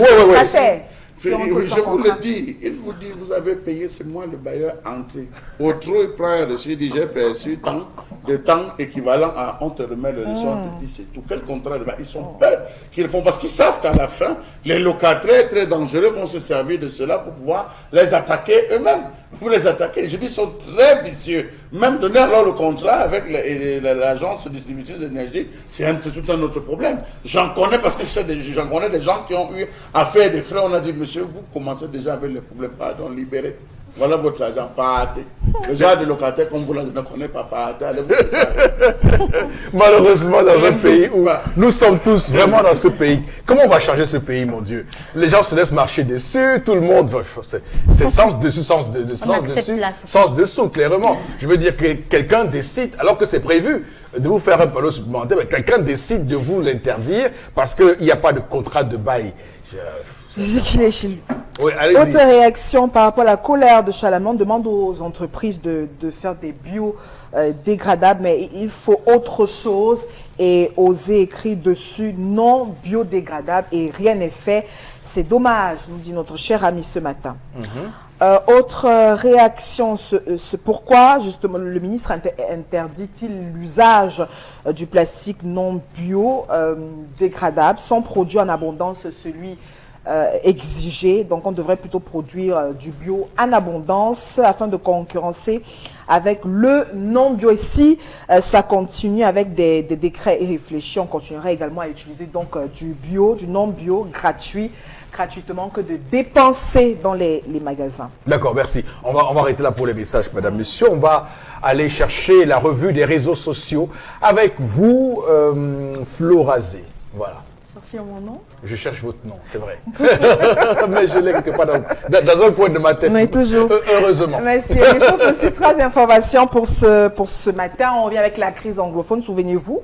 Qu'en fait, des pays comme les États-Unis qui ont produit également des témoignages chargés contre le gouvernement camerounais. La Chine, elle faisait partie des pays qui ont donc défendu le Cameroun bec et ongles. Et bien sûr, donc la Chine décide également d'octroyer un don d'une valeur d'1,7 milliard de francs CFA dans la gestion, le rappel des réfugiés et des personnes déplacées à cause de la crise anglophone. Rappelons que l'ambassadeur de la République populaire de Chine au Cameroun, Yang Wingwu, a donc été reçu en audience. Et puis, le chef de la mission diplomatique n'est pas venu les mains vides et on a donc justement eu ce don et puis qui interroge pas mal de Camerounais. Eric Fopoussi, encore un don d'1 milliard de francs CFA pour reconstruire les vies des Camerounais, pour permettre justement à ces personnes déplacées de s'en sortir, de revivre naturellement. Est-ce la solution justement à la sortie de crise? Eric Fopoussi, la position également de la Chine dans cette histoire. On continue de s'interroger par rapport à cette information. Alors, du point de vue ésotérique, purement ésotérique, alors le chef de l'État décaisse 1 milliard de francs CFA pour les pèlerins de la Mecque. Photo Victor décaisse 1 milliard de francs CFA, un peu plus, pour la cathédrale à l'ouest. Et la Chine décaisse 1 milliard de francs CFA pour le nord et sud-ouest. Du point de vue ésotérique, voyez-vous un lien? Bon, je ne suis pas sérieux. C'était pour un tout petit peu, voilà, réchauffer l'atmosphère sur ce plateau. Mais attention, quand même, il faut voir en cela quelque chose de tout à fait important parce que ça ne surprend personne parce que depuis toujours, le Cameroun s'est vanté de ses rapports privilégiés avec la Chine et la Russie. D'ailleurs, quand on parlait beaucoup de ce que faisait Thibon Nagui et M. Trump, on imaginait évidemment très mal la Chine et la Russie suivre les États-Unis et l'Union européenne dans cette surenchère contre le Cameroun, ou dans cette ingérence contre le Cameroun. Ça s'est confirmé donc hier avec ce don et cette réception. Il a d'ailleurs dit clairement quelle est la position de toujours de la Chine. La Chine a estimé qu'on devait laisser les États gérer leurs affaires et ne pas interférer dans la gestion de leurs conflits. Et la Chine y tient. Parce qu'en tant que partenaire, c'est là qu'elle se démarque des Occidentaux parce qu'elle estime que les questions de droits de l'homme, les questions, tout cela, il ne faut pas forcément les voir lorsqu'il faut faire du commerce avec les États. C'est sa posture, il faut la respecter. Alors bon, Bengan, on va dire qu'hier on a jubilé à Yaoundé. Oui, absolument. Oui. Même moi, ministre de la République, où j'aurais jubilé. Oui, monsieur le jeune Bella Bella, qui est le Minirex, ou bien son excellence, puisqu'on appelle son excellence, le jeune Bella Bella, oui. Puisqu'en fait, les informations venues de New York n'étaient pas bonnes. Tout à fait. Quand je dis n'était pas bonne, ça veut dire que le partenaire qu'on dit privilégié, la France, avait donné l'impression de lâcher Yaoundé, comme on dit en langage diplomatique. Son représentant là-bas avait fait une analyse qui avait fait trémousser monsieur l'ambassadeur Thomas Monté. Si le représentant de la France dit par exemple que on doit mener les enquêtes Donc, on doit protéger les populations civiles, ce qui est bon. On doit mener les enquêtes pour que tous les coupables soient punis, quel que soit le bord. Attends, ça veut dire qu'en fait, pour monsieur l'ambassadeur Tomo Monté, ce n'était pas bon. Ce n'était pas bon. Alors que le représentant de la Guinée équatoriale disait, martelait que non, il nous appartient à nous Africains de régler nos problèmes. Et est-ce que le Cameroun a sollicité de l'aide? D'accord. Si le Cameroun sollicite de l'aide, on lui donne les moyens pour cette aide-là. Et vous voyez donc, c'est pour cette raison que la Chine et la Russie se sont appuyés sur cette orientation-là pour dire à la France et aux États-Unis, amusez-vous, vous allez nous trouver sur le terrain. C'est comme ça qu'on peut interpréter ça. D'accord. Voilà, nous avons un partenaire, je veux dire. Ils disent même, comment vous l'appelez, il a un nom compliqué là, si c'est Lowcock ou tout ça. Mark Lowcock. Mark Lowcock, voilà, je ne connais pas bien leur nom. Mark Lowcock avait évalué à 300 millions de dollars. Il faut dire que ce secrétaire général adjoint aux affaires humanitaires à l'ONU. Oui. Voilà. Il avait donné, selon lui, 300 millions de dollars qu'il faut mobiliser pour le Cameroun. Et la Chine voit que, bon, là, on ne fait que condamner le Cameroun, l'État du Cameroun, mais sur le terrain, sur la table, on ne met que 38 millions de dollars. Ce que représente 38 millions de dollars sur les 300 millions, la Chine a donc dit, bon, voilà, mais le Cameroun, c'est un partenaire privilégié. Moi, je lui donne cash. Je ne donne pas chez vous. Je vais lui donner là-bas. Directement. On voilà, dit donc il y a c'est 1,7 milliard sans contrepartie. Oui, oui, sans contrepartie. Mais en fait, il y aura des contreparties qu'on ne dise pas. Voilà. Vous pensez qu'il n'y a pas de philanthropie en relation internationale? Ça, c'était pour vous taquiner un peu. Vous piquer un peu au vif. Quand on va fermer les yeux sur d'abord les pièces de monnaie qu'ils ont prises là, les bois qu'ils font, mais bon, les sons. Disons cette chose qu'elle dit, il n'y a pas de philanthropie en relation internationale. Oui, la Chine guette ses intérêts. Oui, même moi, à la place des ministres du gouvernement, j'allais applaudir. Le jeune Bella, voilà, le jeune Bella, j'allais applaudir. J'allais même sourire à tout rompre.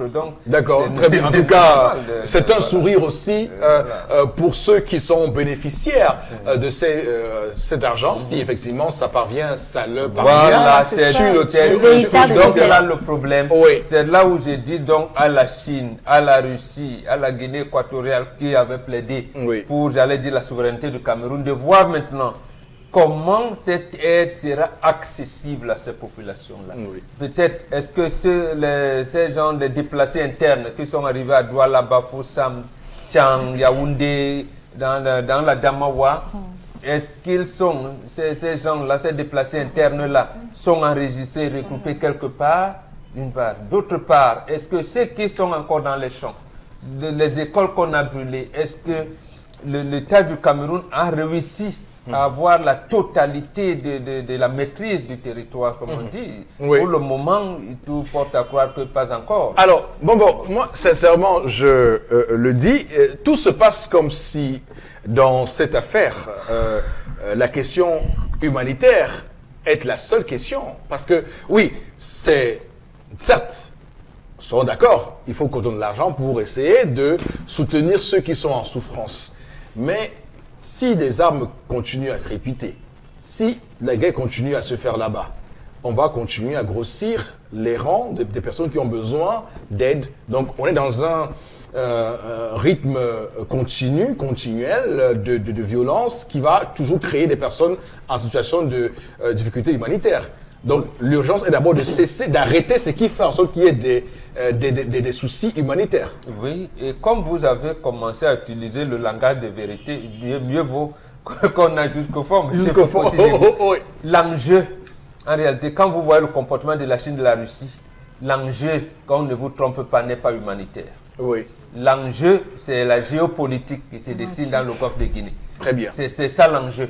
Et vous n'allez pas voir la Chine et la Russie venir comme ça, dire que non. L'enjeu, donc, c'est que, comme on est là, qui va maîtriser le Cameroun? Avec qui le Cameroun aura comme partenaire dans les négociations internationales pour que le médiateur qui sera peut-être Bengan puisse dire que voilà, bon, le médiateur consensuellement trouvé qui s'appelle Bombok, voilà, il va donc maintenant, parler de ce que vous dites. Tout à fait. Ce sont le feu de tirant plus. Voilà, donc les enjeux sont tout autres. Voilà, il faut bien voir, oui, c'est ça. Hein. C'est lorsqu'ils vont d'abord trouver, en disant que la Russie va dire, je suis sûr, il va dire aux États-Unis, depuis que vous êtes au Nigeria, depuis l'histoire du Biafra, là, vous et vos amis français, alors tout ce que vous avez sifflé là, comme pétrole, nous on vous regardait, maintenant, attendez, mettez un bémol. D'abord, on dit à Tibor Nagui, vous avez dit dernièrement qu'après le Soudan, ce sera le Cameroun. Donc c'est vous qui avez troublé le Soudan. Donc après John Garon est où et tout. Bon, voilà, vous laissez le Cameroun en paix. Nous, on peut. Voilà comment ça se fait là-bas. Dans les enjeux géostratégiques. Dans les analyses énormes là actuellement. Énorme. Oui. J'ai dit énorme même. Énorme. Et je pense que les Camerounais ne se rendent pas compte. Ils ne se rendent pas encore compte des enjeux qui parce que même que le président Trump va dire oui, mais figurez-vous, les accords de Green Tree, c'est nous qui avons, c'est nous, on va lui dire oui. Tu as dit que il y aura la guerre au Cameroun parce qu'on soupçonne que c'est toi qui étais au Soudan. Donc arrête. Voilà. Là. Donc voilà comment ça va se négocier. Donc comme vous dites, il n'y a pas de philanthropie dans ces choses. Donc il ne faut pas seulement qu'on... Voilà, mais que Yaoundé maintenant trouve donc, comme on le propose ici, comme toute la classe politique le dit, que le chef de l'État, je pense que son ancien secrétaire général, en fait, quand je dis l'ancien secrétaire général de la présidente de la République, Tutu Zezoa, avait dit que le chef de l'État vient présider une rencontre, qu'on peut suspendre les élections. Il vient présider, ouvrir les rencontres et vient clôturer une rencontre nationale autour des problèmes que nous vivons. Donc il n'y a pas que cet aspect humanitaire, il y a beaucoup d'autres problèmes que nous vivons. Qu'on se parle et qu'on prend un nouvel envol. Voilà, et s'assurer aussi que la Chine n'est pas un double langage dans cette affaire, parce que aussi, vous savez que dans la géostratégie, on ne met jamais ses œufs dans le même panier. Voilà, absolument. Voilà. Oui, Charles Hamel, oui. Monsieur Eric Fopoussi, moi je vois cela comme étant un danger. Pourquoi je vois cela comme étant un danger? Le premier point déjà, vous savez que le chef de l'État a adressé une lettre qui a été remise par le ministre des Relations extérieures, à son homologue de Russie, où il remerciait pour le soutien qu'il y a eu au Conseil de sécurité, le soutien de la Russie. Il remerciait particulièrement Vladimir Poutine pour cela. Donc, M. Eric Fopoussi, ça fait 8 mois que le Cameroun a demandé de l'aide et que la Chine avait promis, lors du dernier voyage du chef de l'État en Chine, qu'ils avaient promis lui donner 1,7 milliard. Mais entre-temps, on a évalué, il faut évaluer, la Chine elle-même était déjà, il y avait une crise de confiance qui s'était installée entre la Chine et le Cameroun. Vous allez vous rendre compte que le barrage de Biniwara, où il y avait eu 250 personnes, où on était allé, il y avait 250 employés, rentrer dans sa deuxième phase, le Cameroun n'avait pas pu donner sa quote-part.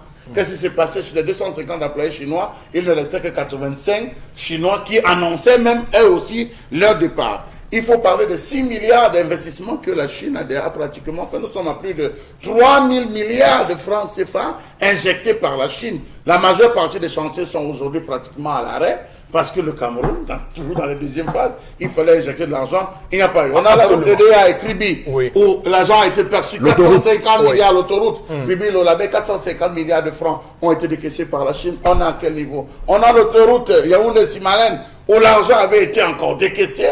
Toujours, je pense que c'était 50 milliards, 70 milliards qui avaient été décaissés, toujours par la Chine. On n'a pas pu avancer. On a fait peut-être 11 km de route. On nous a dit que les travaux avancent. C'est bien. Donc la Chine s'est retrouvée à ce segment. On donne l'argent à ces gens. Ils font quoi avec cet argent?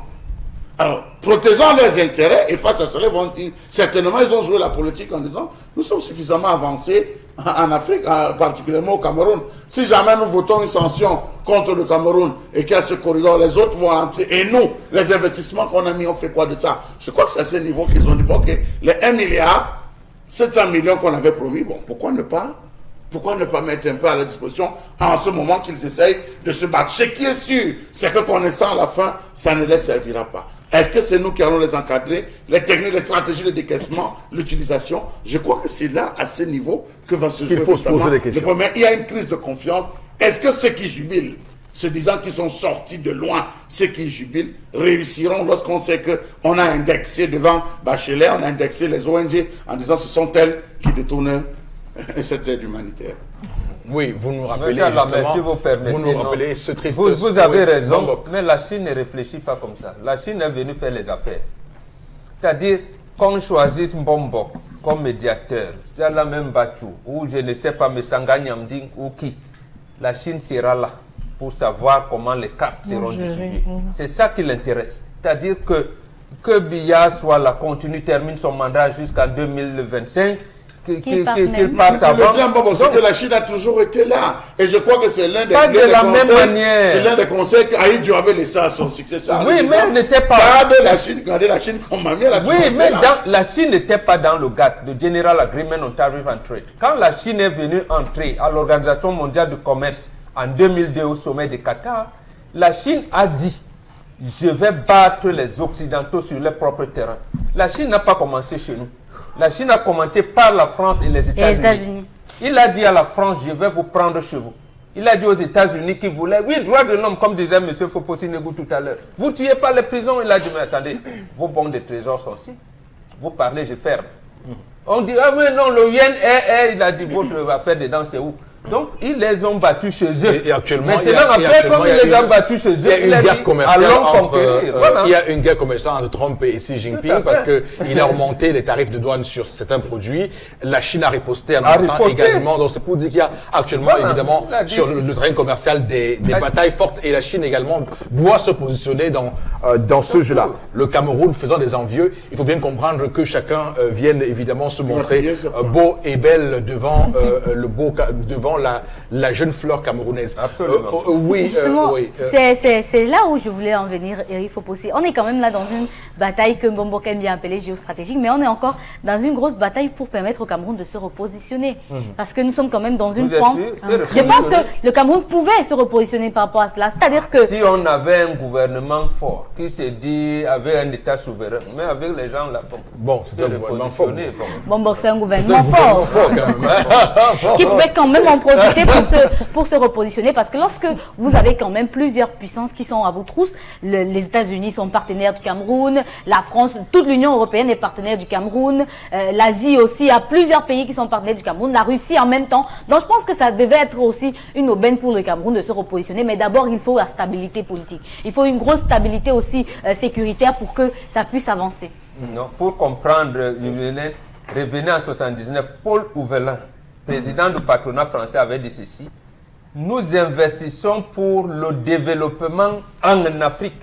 Mais vous, les intellectuels, vous comprenez comme s'il avait dit le développement de l'Afrique. Il ne parle pas du développement du Cameroun. Il parle de leur développement au Cameroun. D'accord. En tout cas, même la Chine également est là pour son développement. Absolument. Aussi, hein. Chacun vient chercher son intérêt dans notre pays. À nous de pouvoir bien jouer nos cartes et de pouvoir nous en sortir comme il le faut. Alors, Flora, on va s'arrêter là pour chercher l'autre information de votre revue. Oui, Eric Fopossi, là, vous vous souvenez, un jour après la demande de pardon des Somba Bengono, voilà, donc on assiste également sur la toile à la demande de pardon de Grégoire Ona, ministre du Travail et de la Sécurité sociale. Sur son compte Facebook, il lui également demande pardon aux Camerounais. Rappelez-vous qu'il y a 2 semaines, on célébrait la fête du travail au Cameroun, et puis il avait donc estimé qu'au Cameroun, on pouvait vivre justement avec 36 000 francs.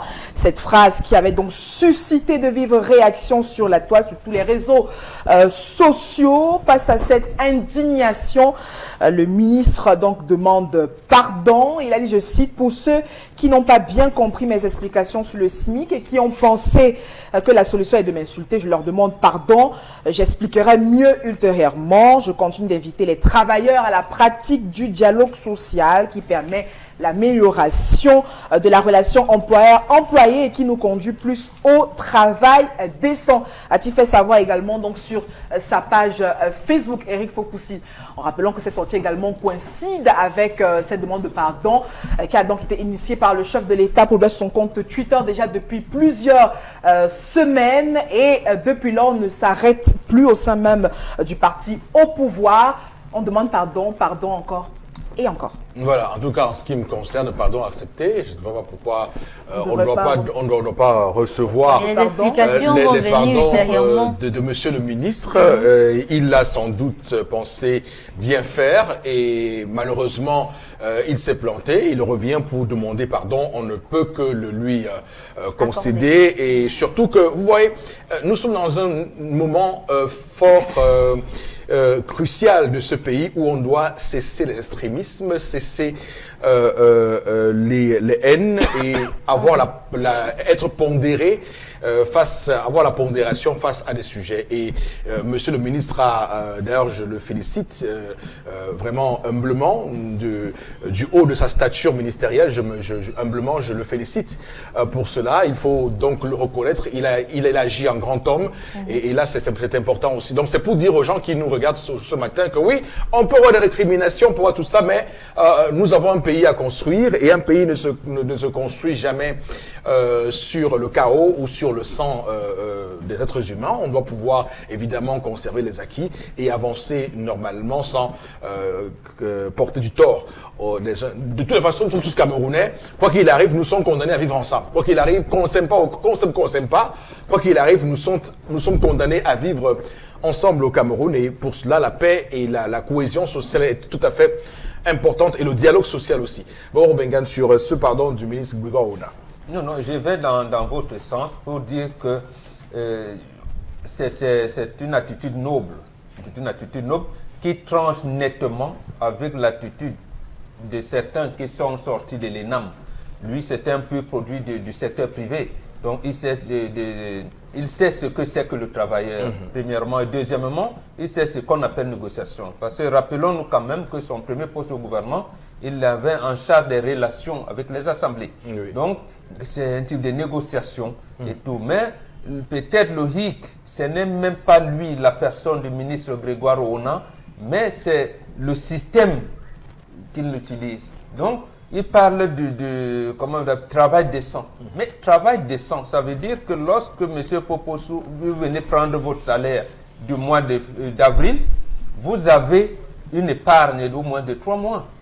Mais est-ce qu'au Cameroun, en venant prendre son salaire du mois d'avril, vous avez l'épargne au moins de 2 semaines? Je ne suis pas sûr. Voilà. Donc, est-ce qu'il veille à ça? Donc, si c'est ça l'orientation, d'accord. Mais cette orientation ne peut arriver que pour la deuxième chose, la réforme.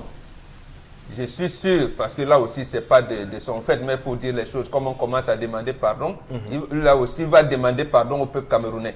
Il a commencé des réformes, parce qu'il a quand même la charge de passer de la prévoyance à la sécurité sociale. Où est-ce qu'on en est? Où est-ce qu'on en est? Il ne dit pas mot sur les travaux. Oh, mais non, pour l'instant, il fallait d'abord qu'il gère. Non, mais depuis 2004. Oui, mais oui, je veux dire pour. Voilà. Ça, c'est un cas différent. Comme il a promis des explications d'après les postes de Flora, il a dit ultérieurement. Voilà.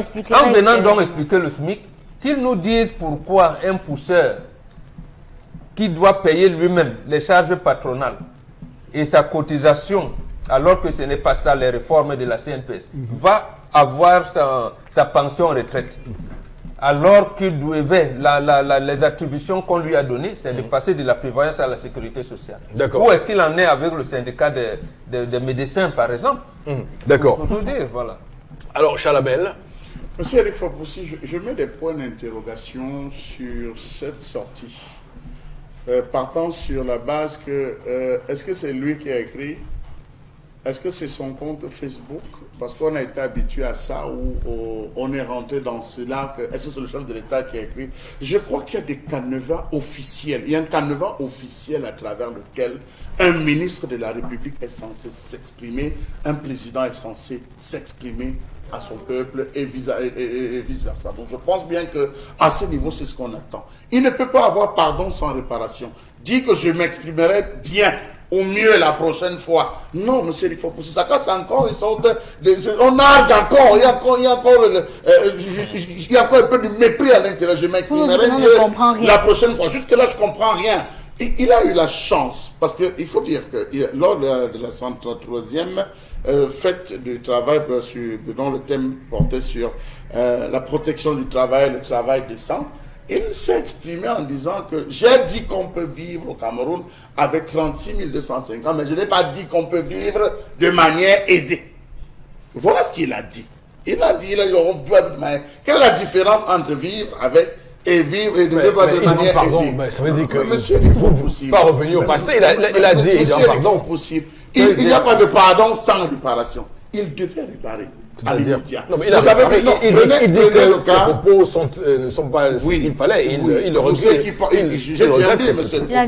Pour ceux qui pensent... Il doit réparer comment? Il doit réparer à la suite. À la suite, ça ne doit pas s'arrêter là. Je demande pardon. Et je... Pardon?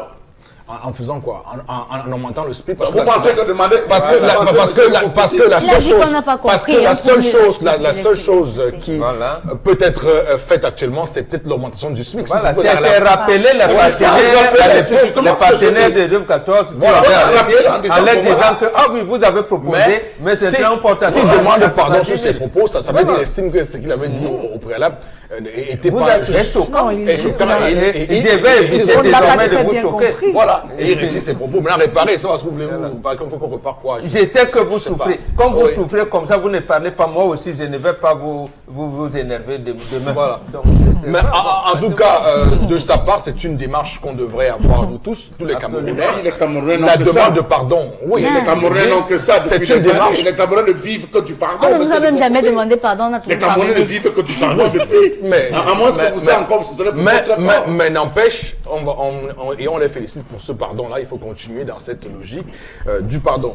Oui, Karine, allez-y. Oui, il faut continuer dans la logique du pardon, mais ultérieurement, il nous expliquera pourquoi. Parce que c'est surtout cette partie-là qui m'intéresse. Peut-être à la prochaine fête du travail, il nous dira pourquoi est-ce qu'il avait dit ça et sur quoi est-ce qu'il s'est basé. Mais pour l'instant, on reste sur notre fin. Oui, monsieur le ministre, on pardonne. On pardonne les dires. Mais sachez très bien que nous sommes au Cameroun et on est un peu déjà frustrés. Dorénavant, vraiment, faites attention à ce que vous allez nous dire. Non, mais, il a dit qu'il prendra attention. Mais en tout cas, c'est il va nous expliquer prochainement. Non, vraiment, il faut pas qu'on soit sérieux. Il faut qu'on soit sérieux. Le ministre Grégoire Ona a demandé pardon. Il faut qu'on soit sérieux. C'est une attitude qu'il faut féliciter. Il y a beaucoup de gens ici qui ont fait des choses qui n'ont jamais demandé pardon. Beaucoup de ministres, ses collègues de ministres qui ont fait des choses beaucoup plus graves que ça. Par exemple, si un pour la Tangandji, par exemple, dit que j'avais dit que il n'y a pas de blanc anglophone, je demande pardon par rapport à ça. Là, par exemple, nous serons très heureux. Parce qu'il y a quand même des choses. Quand quelqu'un fait un pas, il faut apprécier. Arrêtons de faire la fine bouche, parce que c'est ça qui fait justement que les gens pensent que le pays va se mettre à feu à ça. Non, il faut qu'on réussisse à ne pas être des extrémistes et avoir une attitude pondérée face à des situations qui arrivent. Nous ne sommes pas des personnes parfaites. Il y a des choses qui parfois nous échappent, nous aussi. Et on demande pardon pour que les personnes qu'on a offensées puissent nous pardonner. Comment nous, dans notre démarche, nous demander quelque chose et nous ne sommes pas capables d'accepter cela à d'autres personnes. Donc, attention. Et surtout, c'est le bon comportement d'un bon militant. Voilà. On sait que là, Grégoire, on a été un bon militant. Vous verrez, les autres militants parachutés ne peuvent pas avoir cette tenue. Donc, il faudrait qu'ils en aient. Oui. Un militant formé. Il sait que ici, j'ai fait une erreur, je demande pardon, il revient et tout. Mais les autres, ils sont personnalités ressources d'accompagnement et tout. Et ils ne militaient pas tout simplement parce que les textes du parti disent que quand tu as tu es haut fonctionnaire, tu es astreint dans une cotisation fixée par le comité central, tu te retrouves ministre. Mais lui, il a milité et il sait comment on termine, Florazie. Oui, on termine. Il faut aussi... En sport, voilà donc depuis ces 3 noms qui continuent de faire le buzz, on est en pleine préparation de la CAN 2019. Jean-Charles Castelletto, on est à Brest en France, et puis Tristan Digomet, Reims en France également, et Steve Régivoué, donc qui évolue à Azur Star ici même au Cameroun. Voilà donc les 3 nouveaux joueurs qui vont donc retrouver les 34 autres récemment présélectionnés par le technicien Sidorf pour le match préparatoire à la CAN 2019. Rappelons que sur la toile également, ce choix pose pas mal d'interrogations. Certains estiment qu'il n'y a aucune communication officielle déjà sur le programme des Lions indomptables et également à quoi ça sert aussi, certains s'interrogent, de ratisser tout de suite le large à la veille justement d'une compétition aussi disputée que la CAN. Encore d'autres interrogations. Eric Fopoussi, pourquoi justement cette intégration? Que pense le coach Sidor? Certains estiment qu'il est déjà en train de prévoir des forfaits, des nuls ou alors des matchs déjà remportés à l'avance. Voilà autant d'interrogations qui fusent sur la toile, Eric Fopoussi, avec justement ces trois noms. Et étant donné que pour beaucoup, le championnat européen n'est pas encore à son thème, est-ce que ce choix est plutôt judiciaire, préjudiciable pour cette période? On s'interroge une fois de plus, Eric Fopoussi, lorsqu'on sait que le Cameroun va donc disputer cette grande compétition de la Coupe d'Afrique des Nations 2019 en Égypte. Est-on prêt? Autant de questions qu'on se pose. Non, mais les gens s'interrogent sur des questions. Vraiment. Moi, je m'interroge, je ne sais pas, mais c'est vous qui contaminez les gens qui s'interrogent parce que maintenant on s'interroge sur tout et rien. Je veux dire que, il y a une préconvocation, c'est normal. Je sais pas. On prend un nombre de personnes et puis on va sélectionner les 23 au final.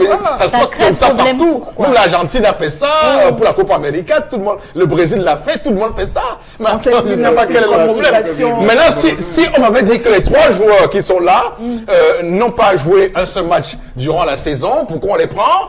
Ils ne sont pas si, j'aurais compris pourquoi, mais parce qu'il y a par exemple, pour Georges Ndep, même s'ils n'ont pas joué. Ça aussi, j'ai vu ça. Je ne sais pas. Même s'ils n'ont pas joué, vous pouvez n'avoir pas joué dans votre club parce que vous n'entrez pas dans le schéma tactique de l'entraîneur. Ça ne veut pas dire que vous êtes nul. Oui, vous êtes vraiment à coup de compétition, vous savez que ça. Oui, mais justement, la présélection à l'équipe nationale permet un certain nombre de choses. La première chose, c'est quoi? C'est, puisque vous êtes en compétition, vous connaissez vos adversaires. Vous tablez sur, commencez à imaginer des schémas tactiques. Vous appelez un certain nombre. Vous dites, ah oui, il n'a pas joué, d'accord. Mais que je viens. Vous prenez les gars qui sont dans le championnat local. Vous dites, ils seront en jambes, ils ne seront pas en jambes, mais ça permet une émulation. Dans les 40 ou combien de joueurs l'appelez, vous savez que vous allez maintenir 23.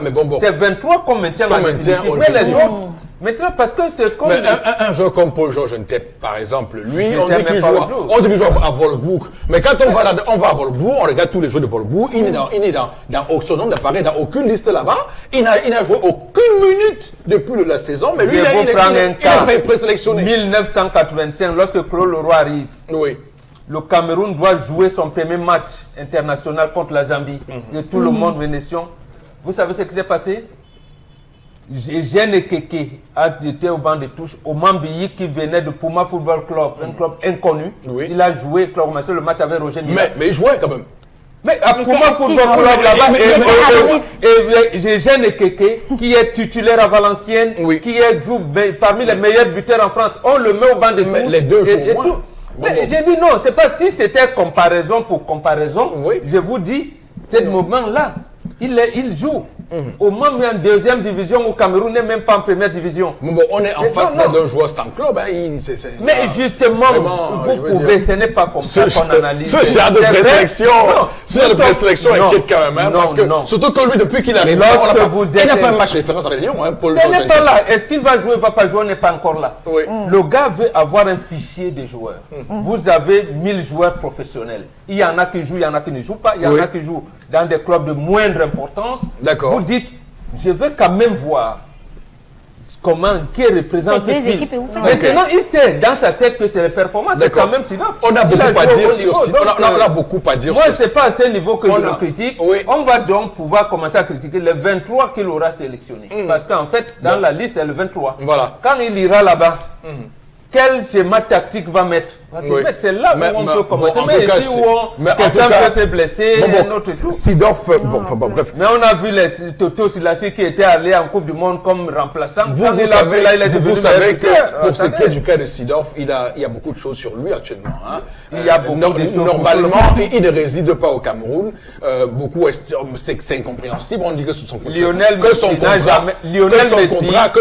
Messi n'a jamais donné ce que l'Argentine attend de lui. Hein. Oui, bien sûr. Ah, voilà, mais il a au moins 1000 ballons d'or et tout. Le lien avec Sidorf, c'est comment?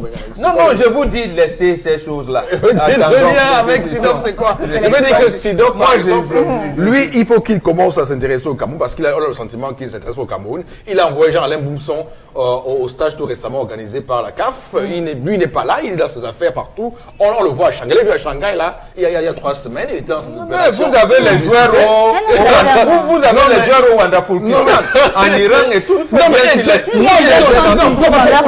à Shanghai pour ses opérations de publicité. Il était avec les opérations de publicité. C'est il lui a interdit de le faire. Voilà. On va s'arrêter là-bas.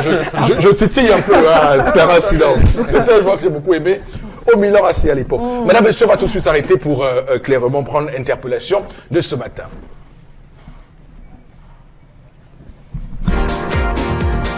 Pour moi, il y a des nouvelles pour le développement de notre pays. Je voudrais que le gouvernement essaie de mettre un peu la sécurité, surtout dans les villages, vers la route de Bafia. Là. Vraiment, la route, les motos ne parviennent pas à passer. Et vraiment, les usagers ont du mal à passer. Tu vois, même quand tu veux partir au village, tu ne parviens pas. Et le bac, ça ne passe pas. Les gens sont obligés de prendre les pirogues pour traverser. Et nous avons vraiment que le gouvernement puisse essayer de mettre la sécurité dans cette zone. Puisque les villageois, vraiment, ils souffrent là-bas. Pour vraiment arriver au village, il faut des jours et des jours pour arriver. C'est pas facile. Il faut que le gouvernement essaie de voir un peu la sécurité de ceux-là. Parce qu'eux aussi, ils ont besoin de ça. Et il faudrait aussi que le gouvernement essaie de mettre des coins d'eau dans les villages. Et tout, vous voyez un peu. Puisque pour avoir de l'eau, c'est pas facile. Souvent, c'est de la terre rouge qu'on trouve au lieu de l'eau propre. Tu vas aller plus les maladies, il y a trop de maladies. D'ailleurs, nous avons besoin que le gouvernement essaye de mettre la propriété et la sécurité dans les villages. Alors, Karine Sontia, propreté, sécurité, infrastructure routière dans les villages, elle prend le cas de son village à elle, Bafia. Vous, qu'est-ce que vous dites? C'est l'exemple de plusieurs villages au Cameroun. Oui. C'est-à-dire que ça peut être à Bafia, comme ça, c'est la même chose à, je sais pas, dans un village lointain dans la Ménoire. Récemment, on parlait de Wolordé dans le Grand Nord. Donc, c'est l'apanage du Cameroun, c'est que on ne pense pas les projets pour tous, on pense les projets pour une minorité. Et on pense que le centre-ville, c'est le Cameroun. Et pourtant, c'est pas ça. Lorsqu'un touriste vient au Cameroun, il ne veut pas rester à Yaoundé, il ne veut pas rester à Douala, il veut aller dans les zones reculées pour découvrir. S'il a du mal à avoir accès à ces zones-là, c'est compliqué. Je pense qu'on devrait mieux penser les politiques publiques de développement des zones enclavées, comme par exemple Bafia. Une fois, je suis passée par là, mais j'ai quitté de Yaoundé pour l'Ouest, et j'ai trouvé que les routes sont vraiment aberrantes. Ce sont des routes qui, à un moment donné, vous marchez sur une petite piste, et après vous êtes obligé d'abandonner la petite piste pour entrer dans les cassis vous-même. D'accord, très bien. On va s'arrêter là pour cette interpellation, mesdames, messieurs. Tout de suite, on va lire quelques messages fleurasés de nos téléspectateurs. Beaucoup de sujets, j'espère qu'ils vont réagir sur Sidorf. Bon, c'est justement là où le gouvernement nous a eu. On nous a mis dans le football, dans les bars. La musique. Non, mais vous savez, le Cameroun a un enjeu réel, c'est de pouvoir réussir à gagner cette CAN. Vous savez qu'il y a un enjeu, ça. Qu'il y a un commentateur. Il y a un commentateur célèbre commentateur de Canal+, il s'appelle Abibey, et qui a dit que voilà, malgré tout le respect qu'il a pour le Cameroun, il a quand même dit que la CAN c'est une canne la plus faible de l'histoire de la compétition. Et que le Cameroun. La canne ne va pas.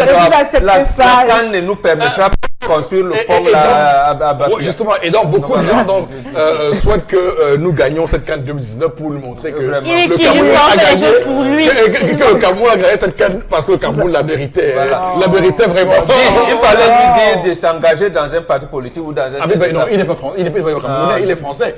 Lui nous laisse donc là-bas. Il parle de Paris Saint-Germain, il laisse le Cameroun. Il est français, lui. Allez-y, c'est la politique qui fait développer un pays, c'est pas le football. Voilà. C'est un divertissement, le football. Serons tous responsables, commençons également à payer le SMIC à nos domestiques. L'aide du pardon a sonné au Cameroun, pardonnez-moi, qu'il continue de demander pardon, car la liste de ceux qui nous ont offensés est longue. Autre réaction, c'est vrai, il y a bien une différence entre vivre et vivre aisément. Une autre, on vous offensera toujours dans l'objet de vous demander pardon plus tard si vous vous montrez plus pas rigoureux, voilà. D'accord. Alors, nous vivons avec le pardon depuis 37 ans déjà, donc voilà. Autre réaction ce matin, le pardon doit être public, puisque sur la toile, c'est très facile. Bon, enfin, sur les réseaux sociaux, on a fait le relais dans cette émission. Tout le monde, presque tous ceux qui ont regardé cette émission ce matin savent que le ministre Grégoire on a demandé pardon. Donc, arrêtons un peu parfois d'exagérer. Et puis, on ne peut non plus demander une chose et son contraire. Les réseaux sociaux, vous le savez, sont devenus un endroit où les Camerounais se retrouvent régulièrement. Lorsque, même si tout le monde n'y est pas, les commentaires dans les chaumières font que le relais se passe de manière rapide. Donc ça, il ne faut pas l'oublier. Un dernier message pour Razem qu'on termine. Oui, il y a le Cameroun a déjà gagné plusieurs CAN. Voilà, donc c'est pour répondre à Abibel qui nous attend ça, des CAN difficiles. Que nous avons gagné la CAN la plus faible de l'histoire du monde. Mais il y avait les grands dedans. On avait tapé les grands pour prendre la CAN. Oui, mais sauf que lui, il sauve le respect qu'il a pour le Cameroun et on reconnaît que le Cameroun a gagné la CAN 2017, la CAN la plus faible de l'histoire des CAN. La France a déjà gagné combien de Coupes d'Europe? Voilà la question. Une seule, je pense. Une seule, je pense, 2000. C'est trop facile, maman. Ils ont été finalistes en 2016, mais bon, voilà. Vous me faites revenir dans les choses du sport. Merci à tout le monde. On va se retrouver demain. Ce sera 10h, mesdames, messieurs. Passez une très très bonne journée sur nos antennes. Que Dieu bénisse le Cameroun.